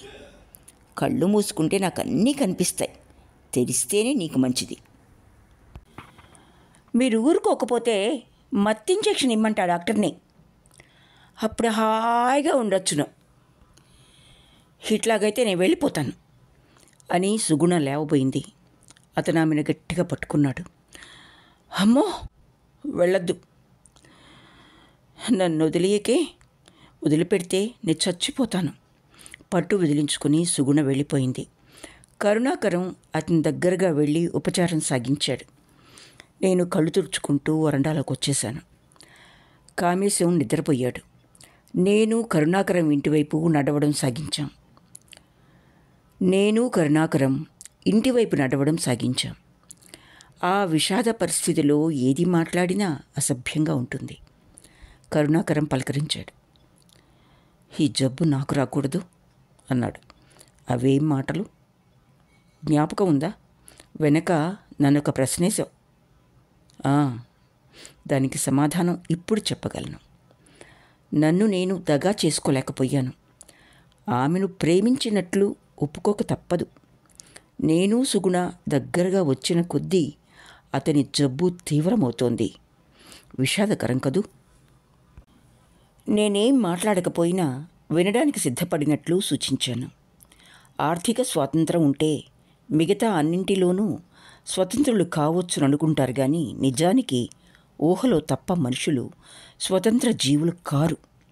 కొన్ని నిర్ణయాలు వాటంతటవే నా మీదొచ్చి పడ్డాయి. తీసుకోవడానికి, నిరాకరించడానికి నాకేమీ స్వేచ్ఛ లేదు. నిర్ణయం అసంభవం అవటంలోనే ట్రాజడీ ఉందనుకుంటా. ఒక రాత్రి ముఖాముఖిని ఈ విషయం సుగుణతో ప్రస్తావించాను. చాలా ధైర్యం తెచ్చుకొని అడిగేశాను, సుగుణ, నన్ను నువ్వు ప్రేమిస్తున్నావు, అవునా? కామేశం గారికి జబ్బు తగ్గిన తర్వాత ప్రేమిస్తే తప్పులేదంటున్నావు, అవునా అన్నది. హాస్య ధోరణి కాసేపు నిలపకూడదు. నిజం చెప్పేస్తే హాస్యంగా తోచొచ్చు. నువ్వు నన్ను ప్రేమిస్తున్నావు, అదెందుకు చెప్పవు? ఎటొచ్చి ప్రేమ రహస్యంగా సాగాలంటావు, అంతేగా అంటూ సుగుణ చీర కొంగు రాతి బండ మీద ఒత్తుగా పరిచి దానిమీద తలెట్టుకుని గడిలో పడుకుంది. నీకు వివాహమైంది. భర్త ఉండగా నువ్వు మరొకరిని ప్రేమించడం దుర్నీతంటాను. ప్రేమించడం ప్రేమించకపోవడం మనిష్టమా? జీవితం ఎవ్వరి కోసం నిలిచిపోదన్నారు మా వారు, విన్నావుగా. నువ్వు చెప్పిందే పాటించడం జరిగితే భర్తలు భార్యల్ని, భార్యలు భర్తల్ని హత్య చేస్తూ కూర్చోవాలి. ఇప్పుడు మనం చేస్తున్నది అతని హత్య కిందే వస్తుంది అన్నాను. సరే, నేరస్తురాలి నేను, నన్ను ఉరితీస్తారు, అంతేగా. భర్త అలా బాధపడుతుంటే నీ మనసులో కాస్తేనా దిగులు విచారం లేవన్నమాటే. కరుణాకరం, ఇట్లా చూడు. ఆమె 2 చేతులు నా మెడ చుట్టూ వేసి తొడ మీద తల ఆనించి తల ముందుకు లాక్కుని కళ్ళల్లోకి చూసింది. కామేశం చాలా మంచివాడు. అంత మంచి భర్త ఎవ్వరికీ లభించడు. అతనికి నయమవ్వాలని 1000 దేవుళ్లకు మొక్కుతున్నాను. నిజంగా నువ్వు మాకు చాలా సాయపడ్డావు. నీ రుణం మేము ఎప్పుడూ తీర్చుకోలేం. కానీ దానికి మన ప్రేమకి సంబంధం లేదు. నువ్వు నన్ను ప్రేమించావని ఏనాడో తెలుసు. లేకుంటే నేను ఇంత స్నేహంగా ఉండను. మనల్ని మనం దగా చేసుకోవడం దేనికి? రహస్యం లేకపోవడమే ప్రేమ లక్షణం. కాసేపు మనం మనంగా ఉండిపోకూడదు. ముఖం పైకి తిప్పింది. అనుకోకుండా నా చేతులు ఆమె జడను స్పృశిస్తున్నాయి. నా ఒళ్ళు తేలికైంది. పాదాల కింద భూమి చీలి ఎక్కడికో దిగిపోతున్నట్లయింది. దృష్టి మా ఇద్దరి మధ్య స్తంభించినట్లు ఒక్కసారి గుండెలు నిలిచిపోయాయి. ఆకృతి లేని 2 శక్తులుగా అనంత విశ్వాన్ని వెతుక్కుంటూ మళ్ళా పాత శరీరంలోకే చేరుకున్నట్లయింది. మొహాన్ని ముందుకు లాగింది. నేను తొలగించేశాను, దూరంగా జరిగాను. సుగుణ, నీ ముందు ఏదీ దాచలేను. కామేశం అలా ఉండగా ప్రేమ ప్రకటించుకోవడానికి మనస్కరించడం లేదు. ఆయనకి తగ్గిన తర్వాత ప్రకటించుకుందామంటావా? తగ్గితే అసలే కూడదు. లోలో ప్రేమించుకుని దూరంగా ఉండటంలో అందం లేదు. నాకు ఆ అందం తెలీదు. అదంతా దగా అనుకుంటా. కాదు, ప్రేమ ఉన్నతమైందే, కాదన్ను. దాన్ని మలినం చేయకూడదు. అంచేత మనం ఇలాగే దూరంగా ఉండాలి. ఉందామని ప్రమాణం చెయ్యి. ఎంతకాలం? జీవితాంతం వరకు. ఎవరి జీవితాంతం? ఎంత మాటైనా అనేయటానికి నువ్వు జంకవు. ప్రేమకి రహస్యం ఉండకూడదనుకున్నాంగా. ఆయనకింకా నయం కాదు. నెలల్లో కాకపోయినా కొన్ని వారాల్లో ఉంది. తర్వాత మనకి స్వేచ్ఛ, సరేనా? ఇంకేమన్ను? ప్రమాణం చేయమన్నావుగా. ఆయన జీవించి ఉన్నంత వరకు మనం దూరంగా ఉందాం, తర్వాత దగ్గరగా ఉందాం. చేయి పట్టు, ఒట్టు. చేతిలో చెయ్యేసింది. లేచాను. ఉద్రేకంలో ఏమన్నానో ఏం చేశానో నాకు తెలీదు. ఏడుపొచ్చింది. ఆమె ఇంట్లోకి వెళ్ళింది. నేను పరిగెత్తుకుంటూ హాస్పిటల్కి వెళ్ళి కామేశాన్ని చూశాను. నిశ్చింతగా నిద్రపోతున్నాడు. అమ్మయ్యా అని నిట్టూర్చాను. కరుణాకరం కళ్ళంట నీళ్లు కారడం చూశాను. నువ్వేమీ బెంగపడొద్దు కరుణాకరం. ఇప్పట్లో మనం చేయవలసింది కామేశాన్ని సరిగ్గా చూడటమే. నీ ప్రేమలో నిరసించవలసిందేమీ లేదు. మీరు చేసుకున్న నిర్ధారణ హర్షించవలసిందే. కామేశం డాక్టర్లు చెప్పిన దాన్ని బట్టి ఎన్నో రోజులు జీవించడని అనిపించింది. అతడు పడుతున్న బాధ చూస్తే మృత్యువు తొందరలో రావటమే మంచిదనిపించింది. రోగికల్లా ఉండదని నాకు తెలుసు. రోగికి అలా ఉండదని నాకు తెలుసు. ఇతరులను గురించి తీర్పులు చేయడం లోకజ్ఞానం లేని వాళ్ళకు కూడా సులువే. ఆ మర్నాడు కరుణాకరం బెంగుళూరు ప్రయాణమయ్యాడు. అక్కడ టీబీ స్పెషలిస్ట్ ఒక ఆయన కొత్తగా స్విట్జర్లాండ్లో 4 ఏళ్లు తర్ఫీదు పొంది వచ్చాడుట. ఆయన్ని తీసుకొచ్చి కామేశం విషయంలో సలహా పొందటం మంచిదని డాక్టర్ల సలహా. రాను పోను ఫస్ట్ క్లాస్ ఖర్చులు పెట్టి అతన్ని తీసుకొచ్చాడు. స్పెషలిస్టు లంగ్ కొలాప్స్ చేయనక్కర్లేదని, శరీరం తట్టుకోగలదు కాబట్టి ఇంజెక్షన్లు వరుసగా ఇవ్వవచ్చునని సలహా ఇచ్చి అతను స్విట్జర్లాండ్ నుంచి తెచ్చిన ఇంజెక్షన్ల బ్యాచ్ శానిటోరియం డాక్టర్లకిచ్చి బెంగళూరు వెళ్ళిపోయాడు. ట్రీట్మెంట్ సాగుతోంది. ఆ 4 రోజులు అక్కడే ఉండి ఎలా ఉన్నది వ్రాస్తుండమని సెలవు తీసుకుని నేను వెళ్ళిపోయాను. కామేశాన్ని మళ్ళా చూడననుకున్నాను. నా శరీరం అతని ముందు దిగవిడ్చి వెళ్ళిపోయినట్లుగా ఉంది. జీవితం ఎవ్వరి కోసమూ నిలిచిపోదన్న కామేశం పరాకు మాట నేనెన్నడూ మర్చిపోను. నే ఊళ్ళో లేకపోవడం మూలాన కరుణాకరం వ్రాసిన 2-3 ఉత్తరాలు చూడ్డం పడనేలేదు. అది వేసంగి, పెళ్ళిళ్ళ ముహూర్తాల కాలం. కావలసిన 4-5 పెళ్ళిళ్ళకి ఊళ్ళు తిరుగుతుండడం మూలాన కామేశం గురించిన వార్త నాకు అందలేదు.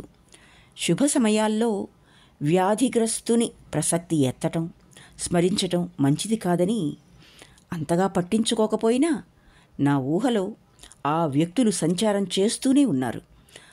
కామేశం చనిపోయిన పక్షంలో సానుభూతి లేఖ ఎలా వ్రాయాలో కొంత అనుకున్న మాట వాస్తవం. స్నేహాలకు ఆంతరంగికాలకు ఈ యుగంలో ఎవరికీ తీరుబడి లేనట్లుంది. అంతా తలో కెరటం పైన ఎక్కడికో కొట్టుకుపోతున్నాం. మన సామీప్యంలో తేలిపోతున్న ఏ రబ్బరు తిత్తినో, ఏ కార్కునో, ఏ గడ్డిపోచనో కాసేపు పట్టుకోవటం, అది మనల్ని మొయ్యలేదని గ్రహించి వదిలేయటం, చివరికి ఏదో రాతి బండ శాశ్వతంగా కనబడితే దాన్ని పట్టుకోవడం, అది కరిగి అందరం మునిగిపోవటం, ఇదే జరుగుతోంది. మునిగిపోతున్న వాళ్ళని చూడడం తప్ప ఎవళ్ళేం చేయగలరు? మా కృష్ణమూర్తి పెళ్లికి వెళ్ళినప్పుడు తెలిసింది. కామేశానికి నయమైందని, డిశ్చార్జ్ చేశారని, అందరూ వాళ్ళ స్వగ్రామం వెళ్ళిపోయారని. నాకు చాలా ఆశ్చర్యం వేసింది, సంతోషం కూడా కలిగింది. వెంటనే సంతోషం ప్రకటిస్తూ కామేశానికి ఒక ఉత్తరం రాశాను. దానికి జవాబు 2 వారాల తర్వాత వచ్చింది. నన్ను వాళ్ళ గ్రామం వచ్చి 1 వారం పాటు గడపమన్నాడు. అతను చేయదలిచిన యాత్రల విషయంలో నా సలహా కావాలిట. వీలైతే నేను వాళ్ళతో ప్రయాణం కావాలిట. నాకు ఇవ్వవలసిన బహుమానం మాట నిర్ధారణ చేసుకుని మరీ రమ్మన్నాడు. ఉత్తరంలో కరుణాకరం మాట ఏమీ లేదేమిటా అనుకుంటుండగా ఈ చివరి వాక్యాలు కనబడ్డాయి. ఆ ఉత్తరం చివరిలో ఇలా ఉంది: అదిగో మళ్ళీ కరుణాకరం, అదే వెళ్ళే వ్యక్తి హఠం సాగించాడు. డబ్బు జనాన్ని ఆకర్షిస్తుందంటారు, అదేం కర్మమో. నా దగ్గర నుండి అంతా పారిపోతుంటారు. నువ్వు అంతే. నేనేం పాపం చేశాను? వ్యాధిగ్రస్తుని సావాసం ఎవరికీ సరిపడదు, ఒప్పుకుంటాను. ఇప్పుడేం వ్యాధి లేదుగా. ఎన్సైక్లోపీడియా కోసం ఇంగ్లాండ్ వ్రాశాను. నా ప్రజెంట్ విషయం ఏమడగాలా అని మళ్ళా ఆలోచనలు సాగించాను. సుగుణ నాకు భార్య కావాలన్న మాట జ్ఞాపకం వచ్చింది. భార్య కావాలని వెంటనే సమాధానం వ్రాశాను. వ్రాసిన 2 వారాల దాకా కామేశాన్ని చూడడం పడలేదు. సాయంత్రం 4 అయింది. వర్షం పడుతోంది. బండి దిగి ఇంట్లోకి వెళ్ళేలోగా తడిసి ముద్దయ్యాను. కామేశం పొడిగాటి సోఫాలో కూర్చుని బత్తాయి పండ్ల రసం తాగుతున్నాడు. నన్ను చూడగానే మందహాసం చేసి లేవబోయాడు. నేను కూర్చోబెట్టాను. సోఫా పాడైతే సుగుణ చంపేస్తుంది అన్నాడు. లోపలికి కేకేసి పంచ తువ్వాలు తెమ్మన్నాడు. నేను పక్క హాల్లోకి వెళ్ళి దుస్తులు మార్చుకున్నా. హాల్ అంతా చిందరవందరగా ఉంది. కట్టేసిన హోల్డాల్స్ 2 ఉన్నాయి. సామాన్ల బుట్ట 2 సూట్ కేసులు కనిపించాయి. శంకరయ్య టిఫిన్ క్యారియర్ సర్దుతున్నాడు. ఏమిటిదంతా కామేశం? ప్రయాణ సన్నాహంలా ఉంది అన్నాను. శంకరయ్య టీ తెచ్చాడు. కామేశం తేరుకుని బాగానే కనిపించాడు. ఇటొచ్చి కళ్ళ కింద కాస్త చర్మం జారి బంతిలాగైంది. కళ్ళు ఇంకా లోతుగానే ఉన్నాయి. క్రాఫ్ట్ చేయించుకోవడం మూలాన కాబోలు మొహం మరీ చిన్నదిగా, సైజ్ తగ్గించినట్లుగా కనిపించింది. స్వచ్ఛంగా, కొత్తగా, నిర్మలంగా కనిపించాడు. తాకితే ఏమవుతాడో అనిపిస్తుంది. 6 గంటలకు ప్రయాణం అన్నాడు. ఎక్కడికని అడగకూడదనుకో అన్నాను. చమత్కారానికి నవ్వుకున్నాను. నీకు ఇంకా తెలియదు కాబోలు, కరుణాకరానికి క్షయ అని తేలిపోయింది. శానిటోరియంలో ఉండిపోయాడు. నేను నిర్ఘాంతపోయాను. ఆలోచన సాగలేదు, మాట రాలేదు. అంతా చిత్రంగా జరిగింది.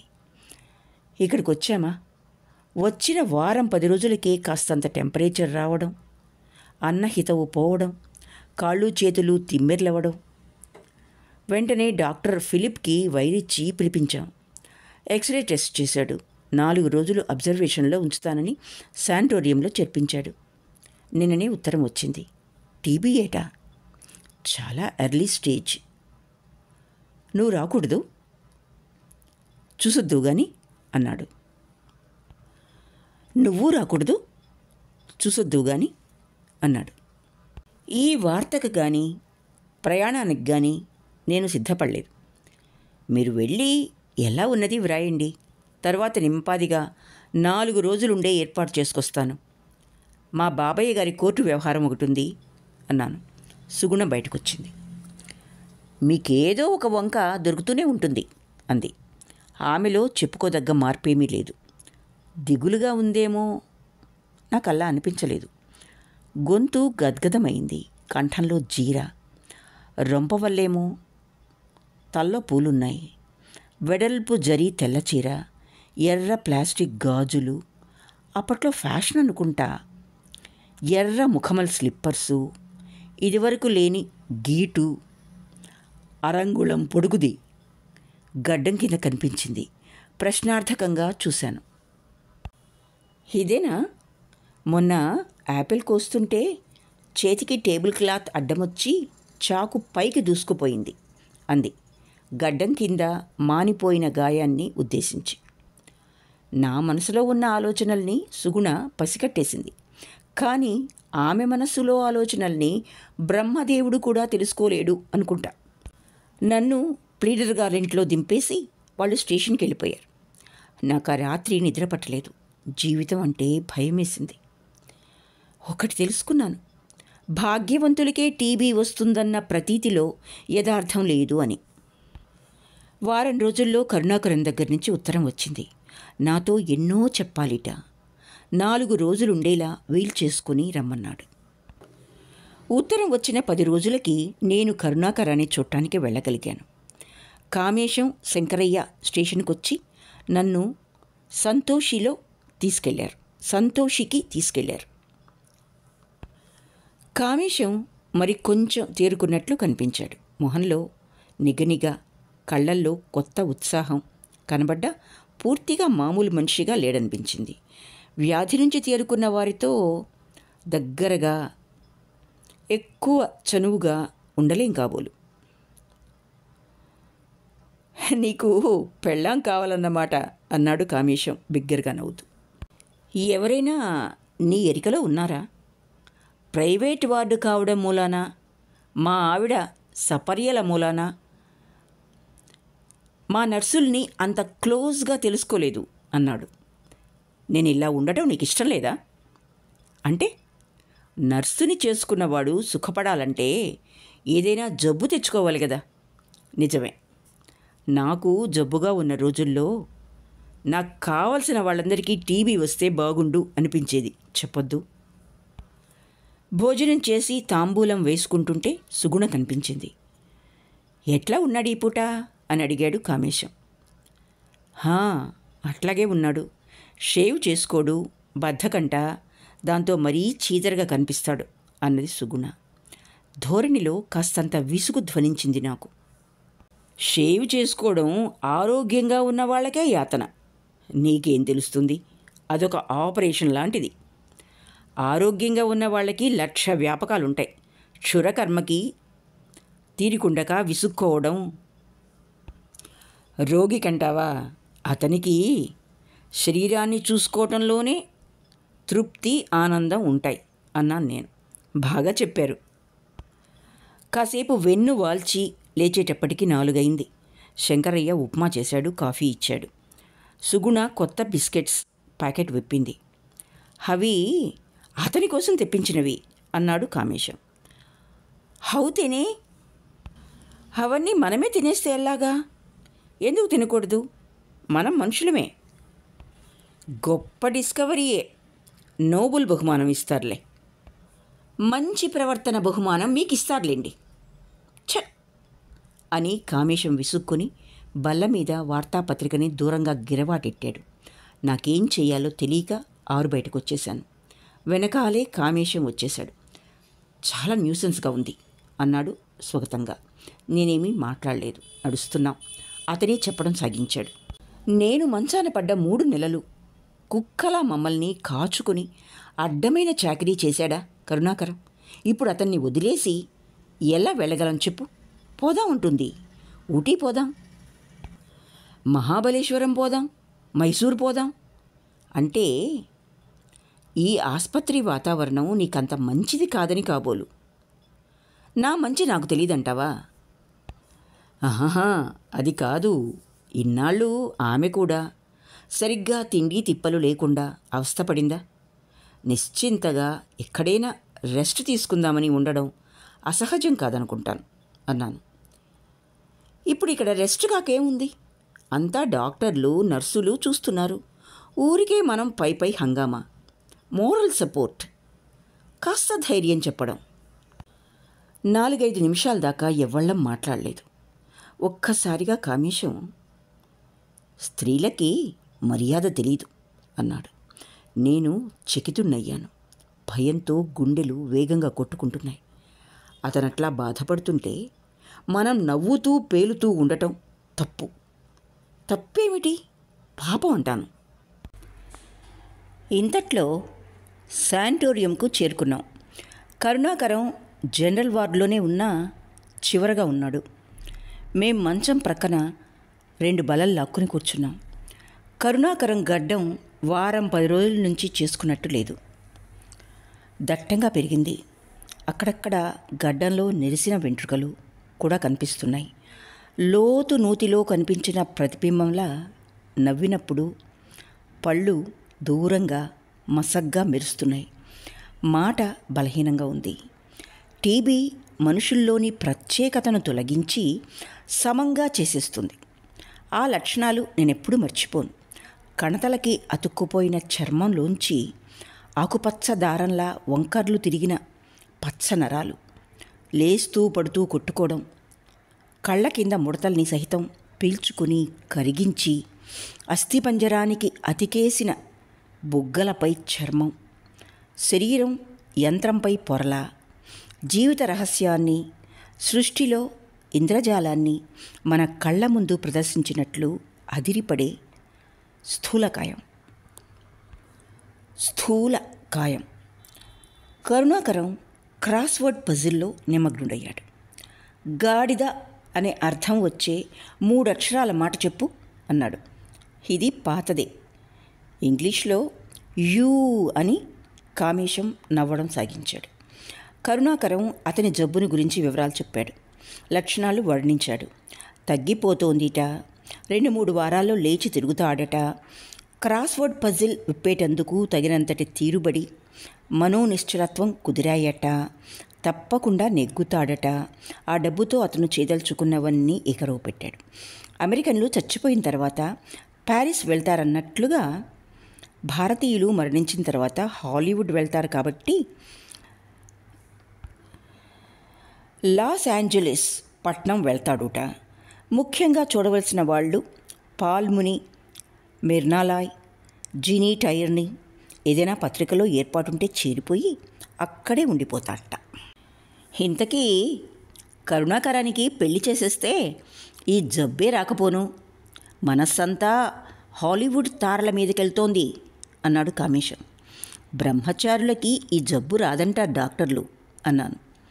హల్లా లేడీ డాక్టర్లను అనాలి. అల్లా లేడీ డాక్టర్లు అనాలి అని కామేశం బిగ్గరగా నవ్వాడు. చుట్టుపక్కల రోగులు మా కేసు వింతగా చూశారు. కొందరి మొహాల్లో బీభత్సం, మరికొందరిలో భయం, ఇంకా కొందరిలో కొంటెతనం కనిపించాయి. కామేశం చనువుగా దగ్గరలో ఉన్న రోగుల్ని పలకరించి చలోక్తులు వేస్తున్నాడు. అతని ధోరణి చూస్తే వాళ్ళని చూసి అసూయపడినట్లుంది. అప్పుడే ఈ స్వేచ్ఛనంతా వదులుకుని సంసారం బురదలో పడిపోయినందుకు రోగులంతా అతన్ని చూసి జాలిపడినట్లు అనిపించింది. ఇంతలో శంకరయ్య చక్కా వచ్చాడు. అమ్మగారు చప్పున రమ్మన్నారన్నాడు. కామేశం విసుక్కొని మళ్ళీ వస్తానని చెప్పి వెళ్ళిపోయాడు. సూర్యుడు నర్సెస్ క్వార్టర్స్ వెనక దిగాడు. గాయం పడినట్లు ఆకాశంలో సంధ్య చిమ్మింది. బ్యాండేజీలు తీసుకొచ్చినట్లు మేఘాలు కమ్ముతున్నాయి. రక్తానికి అవన్నీ తడిసినట్లు నల్లగా, పచ్చగా, ఊదాగా మారి చీకట్లో కరుగుతున్నాయి. కరుణాకరం నేను బయటకొచ్చాం. వార్డు బాయ్ పడకుర్చీలు తెచ్చాడు. నీకు ఇట్లాగవుతుందని ఎప్పుడూ అనుకోలేదు అన్నాను. నేను అనుకోలేదు, కానీ అవుతే బావుండును అనుకునేవాణ్ణి అన్నాడు.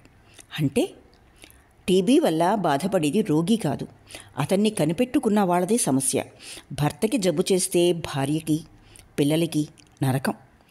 భార్యకు చేస్తే భర్తకి నరకం. వాళ్ళు దగ్గరగా రాకూడదు, దూరంగా ఉండలేరు. అనుమానాలు, మనస్పర్ధలు, ఆశ, నిరాశ, నిరంతర మానసిక క్షోభ. కాల నిర్ణయం లేదు. తొందరలో చేసిన తప్పులు దిద్దుకోవడానికి లేదు. నిజంగా ఈ సమస్యని ఎవ్వరూ తీర్చలేరు. ప్రభుత్వం ఏం చేస్తుంది? రోగి తాలూకు వాళ్ల భుక్తిని చూడగలదు, కానీ వారి ఆంతరంగిక జీవితాన్ని, హృదయాలని, ఉద్రేకాలని తాకలేదు. టీబీ కోరే త్యాగం ఈ మనుషులు చేయలేరు. ఒకవేళ చేసినా దానికి ఫలితం లేదు. హర్షించేవారు లేరు. నిష్కామ కర్మ లాంటిది. నా విషయం తీసుకో. నా కోసం కాచుక్కున్న వాళ్ళు లేరు. నేనొక సమస్య కాను. కామేశం సుగుణ అన్నాను.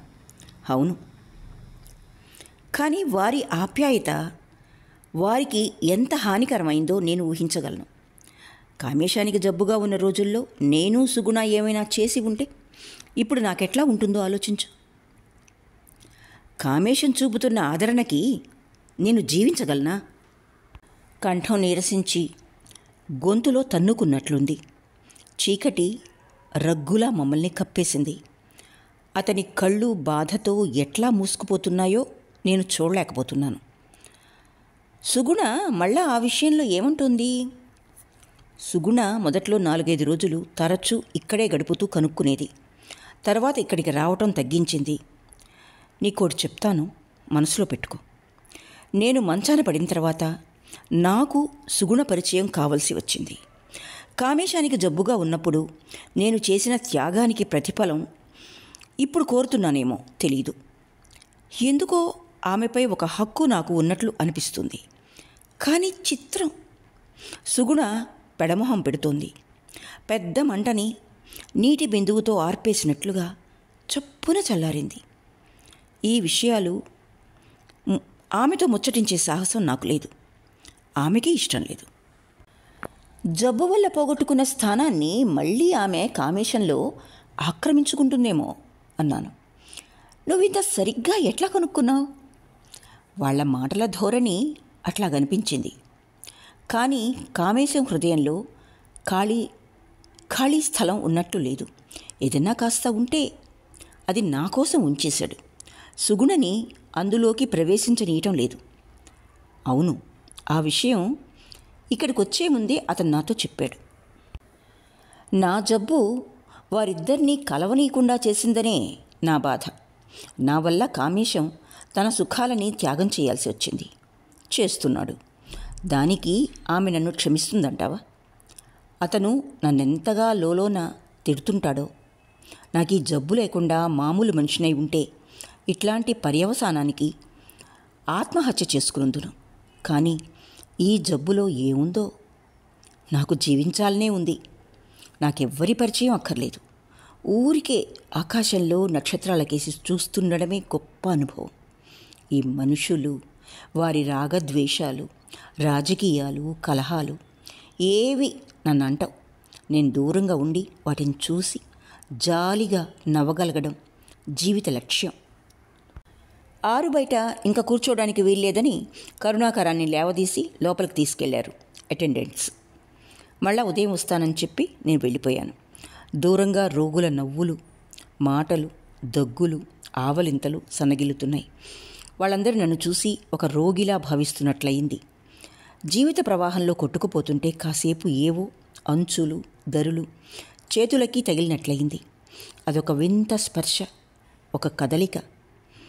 అదేమిటో తెలుసుకునేలోగానే అదంతా మాయమై మాటు మణుగుతుంది. ఆ మర్నాడు రాత్రి మరోటి జరిగింది. భోజనాలు చేసి నేను, కామేశం, సుగుణ బయట మంచాలు వాల్చుకుని కూర్చున్నాం. ఆ సాయంత్రం కరుణాకరం టెంపరేచరు మరో డిగ్రీ హెచ్చిందని, ఇదివరకు మళ్ళీ గంట సేపు ఉండిపోవడం కాక 3 గంటల పైగా ఉంటోందని తెలిసింది. టీబీ టెంపరేచర్ విషయం కామేశం చెప్తున్నాడు. తగ్గుతూ హెచ్చుతూ అట్లాగే ఉంటుంటుంది. దీనికి ఏమన్నా అంతంటూ ఉంటేగా అంది సుగుణ. ఎందుకు లేదు? నా విషయంలో చూసావుగా. నాకంటే ఎర్లీ స్టేజ్ కాబట్టి నాకంటే తొందరలోనే కరుణాకరానికి టీబీ కన్య విడాకులిస్తుంది. నేను నవ్వేశాను. వివాహం, విడాకులు అంటే మనవాడికి నవ్వు అని కామేశం నన్ను హేళన చేశాడు. ఎందుకు నవ్వడం? అతను మామూలు మనిషి. మీకు ఇంకా రోగం తగ్గినా రోగి మనస్తత్వం పోలేదు అంది. కామేశానికి కోపం వచ్చింది. అంటే ఏముంది? మనం ఇంకా ఇలా కొంతకాలం ఈ రోగుల మధ్య గడిపామంటే మనందరికీ, ఆఖరికి ఈయనకు కూడా పిచ్చెత్తిపోతుంది. మనం ఇట్లా విచారం నటిస్తూ అన్నీ వదులుకుని ఈ పీడ ఎప్పుడు విరగడవుతుందా అని లోపల అనుకోవడం సహజం, అసహజం, అన్యాయం. ఈ నాటకం ఇంకా మనం ముగించవచ్చు అంది ఉద్రేకంతో. ఎవరిది నటన? నీది నటన కావచ్చు. నువ్వు చెప్పింది నిజమైతే నా జబ్బులో నువ్వు చేసిన ఉపకారం అంతా నటనే. ఇంకా నీదే నాటకం. సుగుణ కళ్ళల్లో కన్నీరు. దీపం వెలుగులో సన్నగా కదిలింది. చివాలున లేచి మంచం మడిచేసి వరండాలోకి వెళ్ళింది. నాటకమని, నటనని ఒప్పేసుకున్నందుకు సంతోషించండి. ఆ మాత్రం నిజాయితీ మీకేది? చిచి, ఆడజాతికి లేదు నీతి నియమం అని కామేశం కూడా లేచాడు. నేను అతని భుజం మీద చేయి వేసి సవరించి బుజ్జగించాను. ఇద్దరం అలా మైదానం కేసి నడుచుకుంటూ వెళ్ళాం.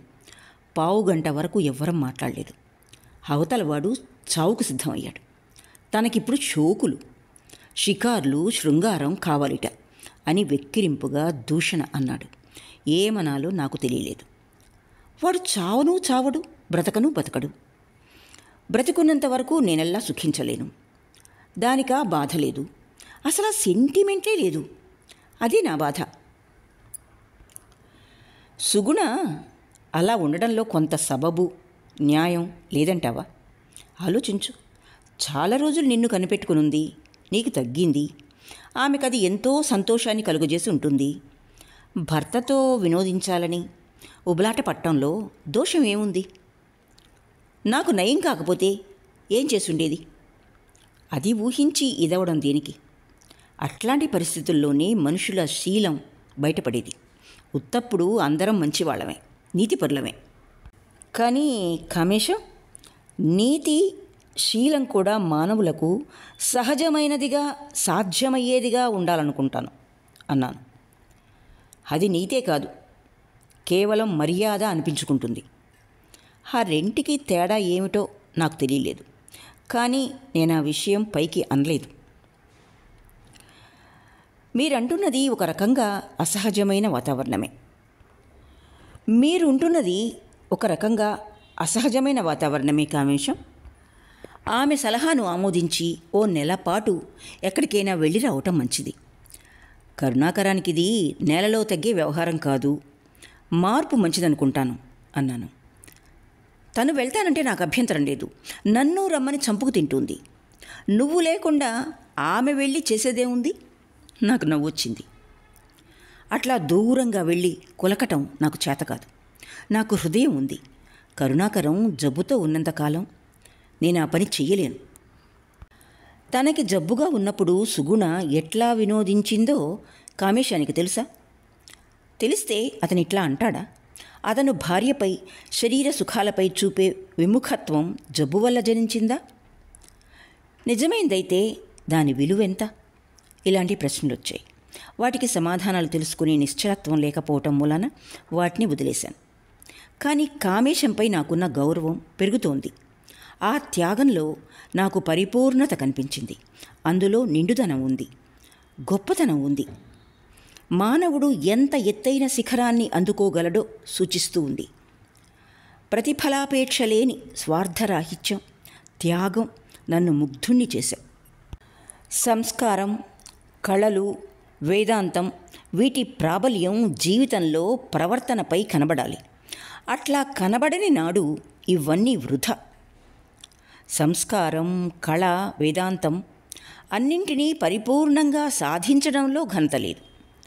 ప్రవర్తనలో వ్యక్తం చేయగలగడంలోనే గొప్పతనం ఉంది. ఆ విధంగా కామేశం గొప్పవాడిలా కనిపించాడు. లేక నాకట్లాంటి అభిప్రాయం కలగజేయాలన్న సంకల్పంతో అలవర్చుకున్న విముఖత్వమా? నాకు నవ్వు వచ్చింది. నేనెంత చెడ్డవాణ్ణి! గొప్పతనానికి నోటి పునాదులు తవ్వుతాను. ఏదో లోపం చూసి తృప్తి పడతాను. ఇతరుల మంచితనాన్ని హర్షించలేం. ఎందుచేతనో. అప్పుడే అక్కడికొచ్చి 4 రోజులైంది. మరో రోజు కూడా అదనంగా ఉండిపోయాను. రాత్రి బండికి ప్రయాణం స్థిరపరచుకొని మధ్యాహ్నం కరుణాకరాన్ని చూడటానికి వెళ్ళాను. మనిషి కృంగి చాలా నిరసించిపోయాడు. నన్ను చూడగానే లేచి కూర్చున్నాడు. నాకు చేతనైనట్టుగా ధైర్యం చెప్పి ఓదార్పు మాట్లాడాను. ఇతర రోగుల సంసారం గొడవలు చెప్పాడు. వాళ్లల్లో కొందరితో అతనికి బాగా స్నేహం ఏర్పడింది. వాళ్లల్లో వారికి ఈర్ష్యలు లేకపోలేదు. తగ్గిందని డాక్టర్లు హామీ ఇచ్చి ఎవరినైనా పంపించి వేస్తే ఆ రోగిని చూసి హేళన చేస్తారుట. కొత్తగా వచ్చిన వాణ్ణి విరోధిగా భావించి దూరంగా ఉంచుతారుట.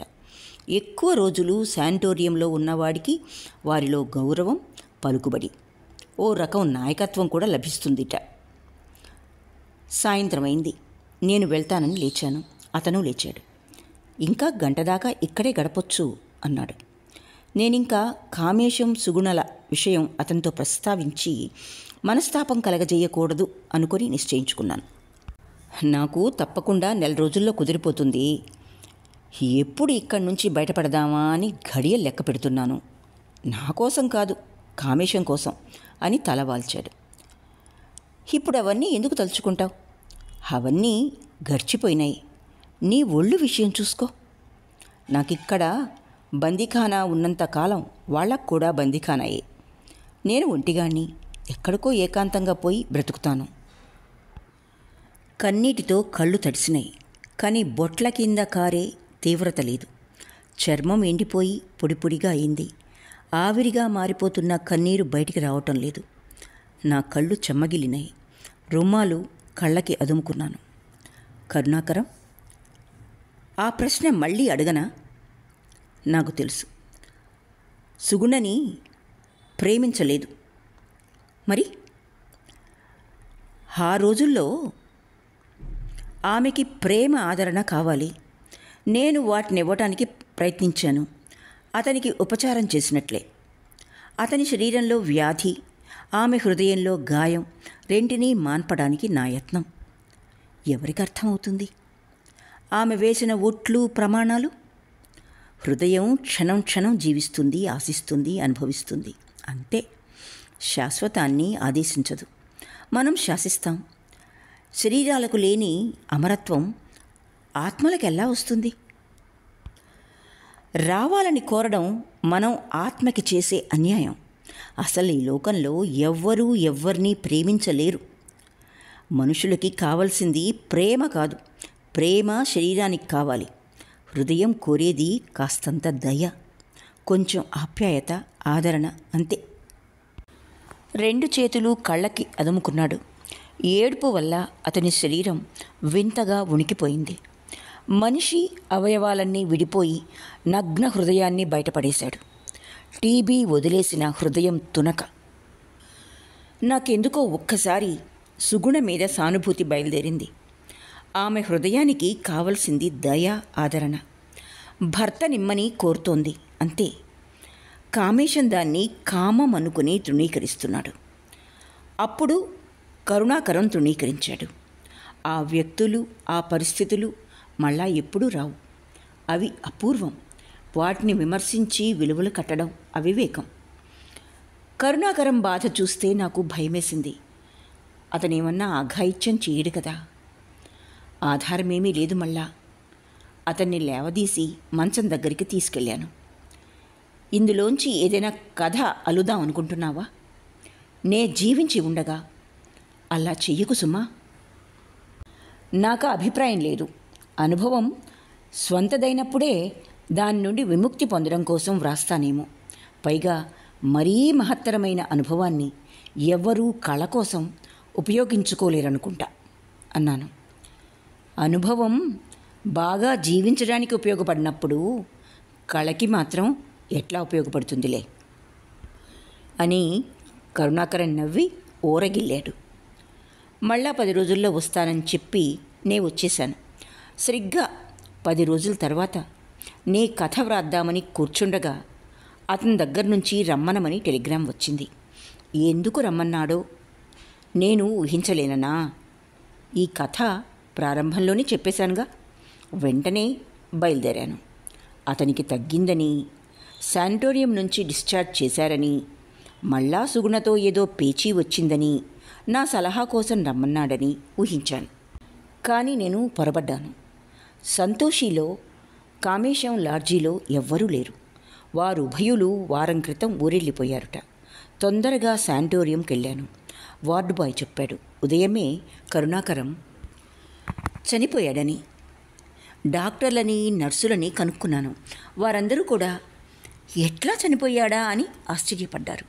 4 రోజుల క్రితం నుంచి జబ్బు ధోరణి మారిందని, బాగుపడిందని, టెంపరేచర్ పూర్తిగా నిలిచిపోయిందని డాక్టర్లు అన్నారు. లోపల హెమరేజ్ అయి ఉండాలని సూచించినా ఆ సమాధానం వారికే తృప్తిగా లేదు. అతని బెడ్డింగ్, హోల్డాల్ అన్నీ సర్ది నాకు ఒప్పచెప్పారు. నాకో ఉత్తరం పోస్టుకి సిద్ధం చేసి ఉంది. కవర్ చించి చదివాను. నాకు పూర్తిగా నయమైందన్నారు డాక్టర్లు. మరో వారంలో డిశ్చార్జ్ చేస్తారుట. నాకెంతో ఆనందంగా ఉంది. కామేశం కూడా హాయిగా భార్యతో ఊరికెళ్ళాడు. ఇక్కడంతా టీబీ రోగులు. నా సంతోషం ఎవరితో పంచుకోను? టెలిగ్రామ్ కూడా ఇద్దామనుకుంటున్నాను. ఇన్నాళ్లకి ముక్తి. కరుణాకరం. నేనల్లా ఎక్కడికో తెలియకుండా నడిచిపోతున్నా.